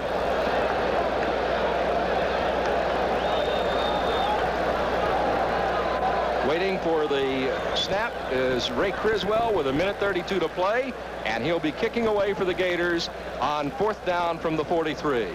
Going for the corner, gets it up there high, and it will bounce out of bounds on the near side at the 19-yard line. So Tony Robinson comes on the field once again, and it'll be 1st and 10 with 1:23 to play in the game. And this kid, Tony Robinson, at this point in the game has close to 300 yards passing the football. We told you he was a great quarterback. At this point already, he's got close to 300 yards. Let's see what he can do with his Volunteer offense with 1:23 to go. 17-10 the score. The Florida defense trying to protect that 7-point lead. And here is the Tennessee offense. Tony Robinson, the senior from Tallahassee, been a great player for the Volunteers, dropping back, looking to find somebody. Brought down at the 20-yard line by Alonzo Johnson. Let's go down now to the field and John Nugent for this report on the crowd. Jim, University fans and officials were concerned that there might be some trouble in the stands today. I talked with security. They said there hasn't been an incident all day. They say Gator fans get an A+ for behavior. That's great to hear. Tony Robinson dropping back on 2nd and 9 at the 21, looking, throws a quick one out in the flat, and he steps out of bounds here on the near side, and the receiver for Tennessee just stepped right out of bounds. That was Sam Henderson who made the reception, and so the clock stops as we go to 3rd down. And Tennessee's really in a bind, having no timeouts left, and they're looking to get that big gainer in a hurry. The Gators have 5 defensive backs in there: Curtis Stacy, Adrian White, Ricky Knight, Ricky Mulberry, Dwayne Glover. 51 seconds to play. 17 to 10. 3rd and 5 at the 25. Tony Robinson looks to throw, goes long, incomplete. Intended for Eric Swanson, falls as incomplete. The Gator Hotline with Galen Hall radio call-in show is aired every Wednesday during football season from 7:07 until 8 p.m. on most of the Gator radio network stations. Be sure to tune in every Wednesday evening. 4th down, they don't have a choice. They're going to have to go for it, and they could pick it up. 45 seconds. 4th and 5 on the 25-yard line for the Volunteers. The crowd is on their feet. They're cheering that defense on. It's been a great football game this afternoon at Florida Field. The defense has been superb. Tony Robinson looking to throw. He's got the time. Throws. Got McGee, and he is hit before he gets the first down. Leon Pennington makes the hit. Let's take a look at it again. This kid is really hurt, too. He gets powdered by by Jarvis Williams, I believe. Tim McGee, no, Leon Pennington knocks him out. Tough lick. Yeah, he really did get his bell rung. He's down on the field right now at the 27-yard line. So the Gators take it over, and it's 1st and 10 with 36 seconds to play. And they've got to try to protect that lead. As Tony Robinson walks along the sideline, he can hold his head high. He's a great player. He's had a great game this afternoon, a senior from Tallahassee Leon High School. Jim Gallagher, since 1981, the University of Florida Fighting Gators are 23-1-2 here in Gainesville at Florida Field. What an awesome home record that is. I believe it was Dalton Hilliard's freshman year when he came here in 82. That's the last time the Gators lost. In 81, they were undefeated. They lost 1 in 82. None in 83 or 84, and none in 85. They've been super at home. 1st and 10 at the 29-yard line. As Kerwin Bell drops to one knee, and the clock ticks away here at Florida Field. The Gators up 17 to 10. Bell doing his Don Strock imitation, dropping to one knee as the Gators try to salt this one away. And that is going to be the last play of the football game as the Gator players shake hands with the Volunteers from Tennessee. And the Gators win it 17 to 10 at Florida Field, as Jim so aptly points out. They've just been superb here on their own home turf. And here is Galen Hall. He remains unbeaten as he walks across the field. And Florida, proud possessors of the nation's longest win streak. Shake hands with Johnny Majors, whose Volunteer football team played so well this afternoon to fall 17 to 10 to a great Florida aggregation. Now Tennessee's got to play Alabama. They play Kentucky, Mississippi State. And here is Galen Hall coming off the field, being surrounded by photographers, cameramen, and also by radio people who are ready to do interviews. And I'm sure he's very exciting game. 4th quarter, our defense, they gave them the one drive, and then they rose up and stopped them again. So, very good game. There he is shaking hands with Tony Robinson.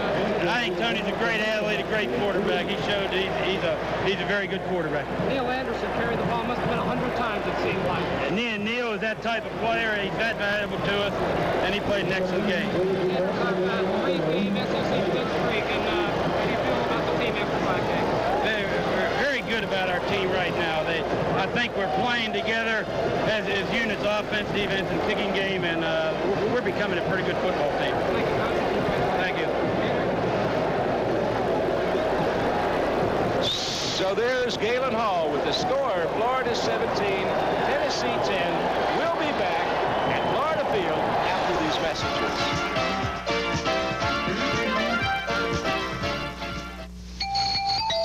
Isn't that Florida orange juice? Orange is smart for drinking orange juice. For that clean and sunny taste. Hey, orange is smart for drinking orange juice. Pure refreshment any place. Hey, orange is smart for drink it to your body's content. The taste that only nature could invent. 100% pure from Florida. Hey, sport, orange is smart.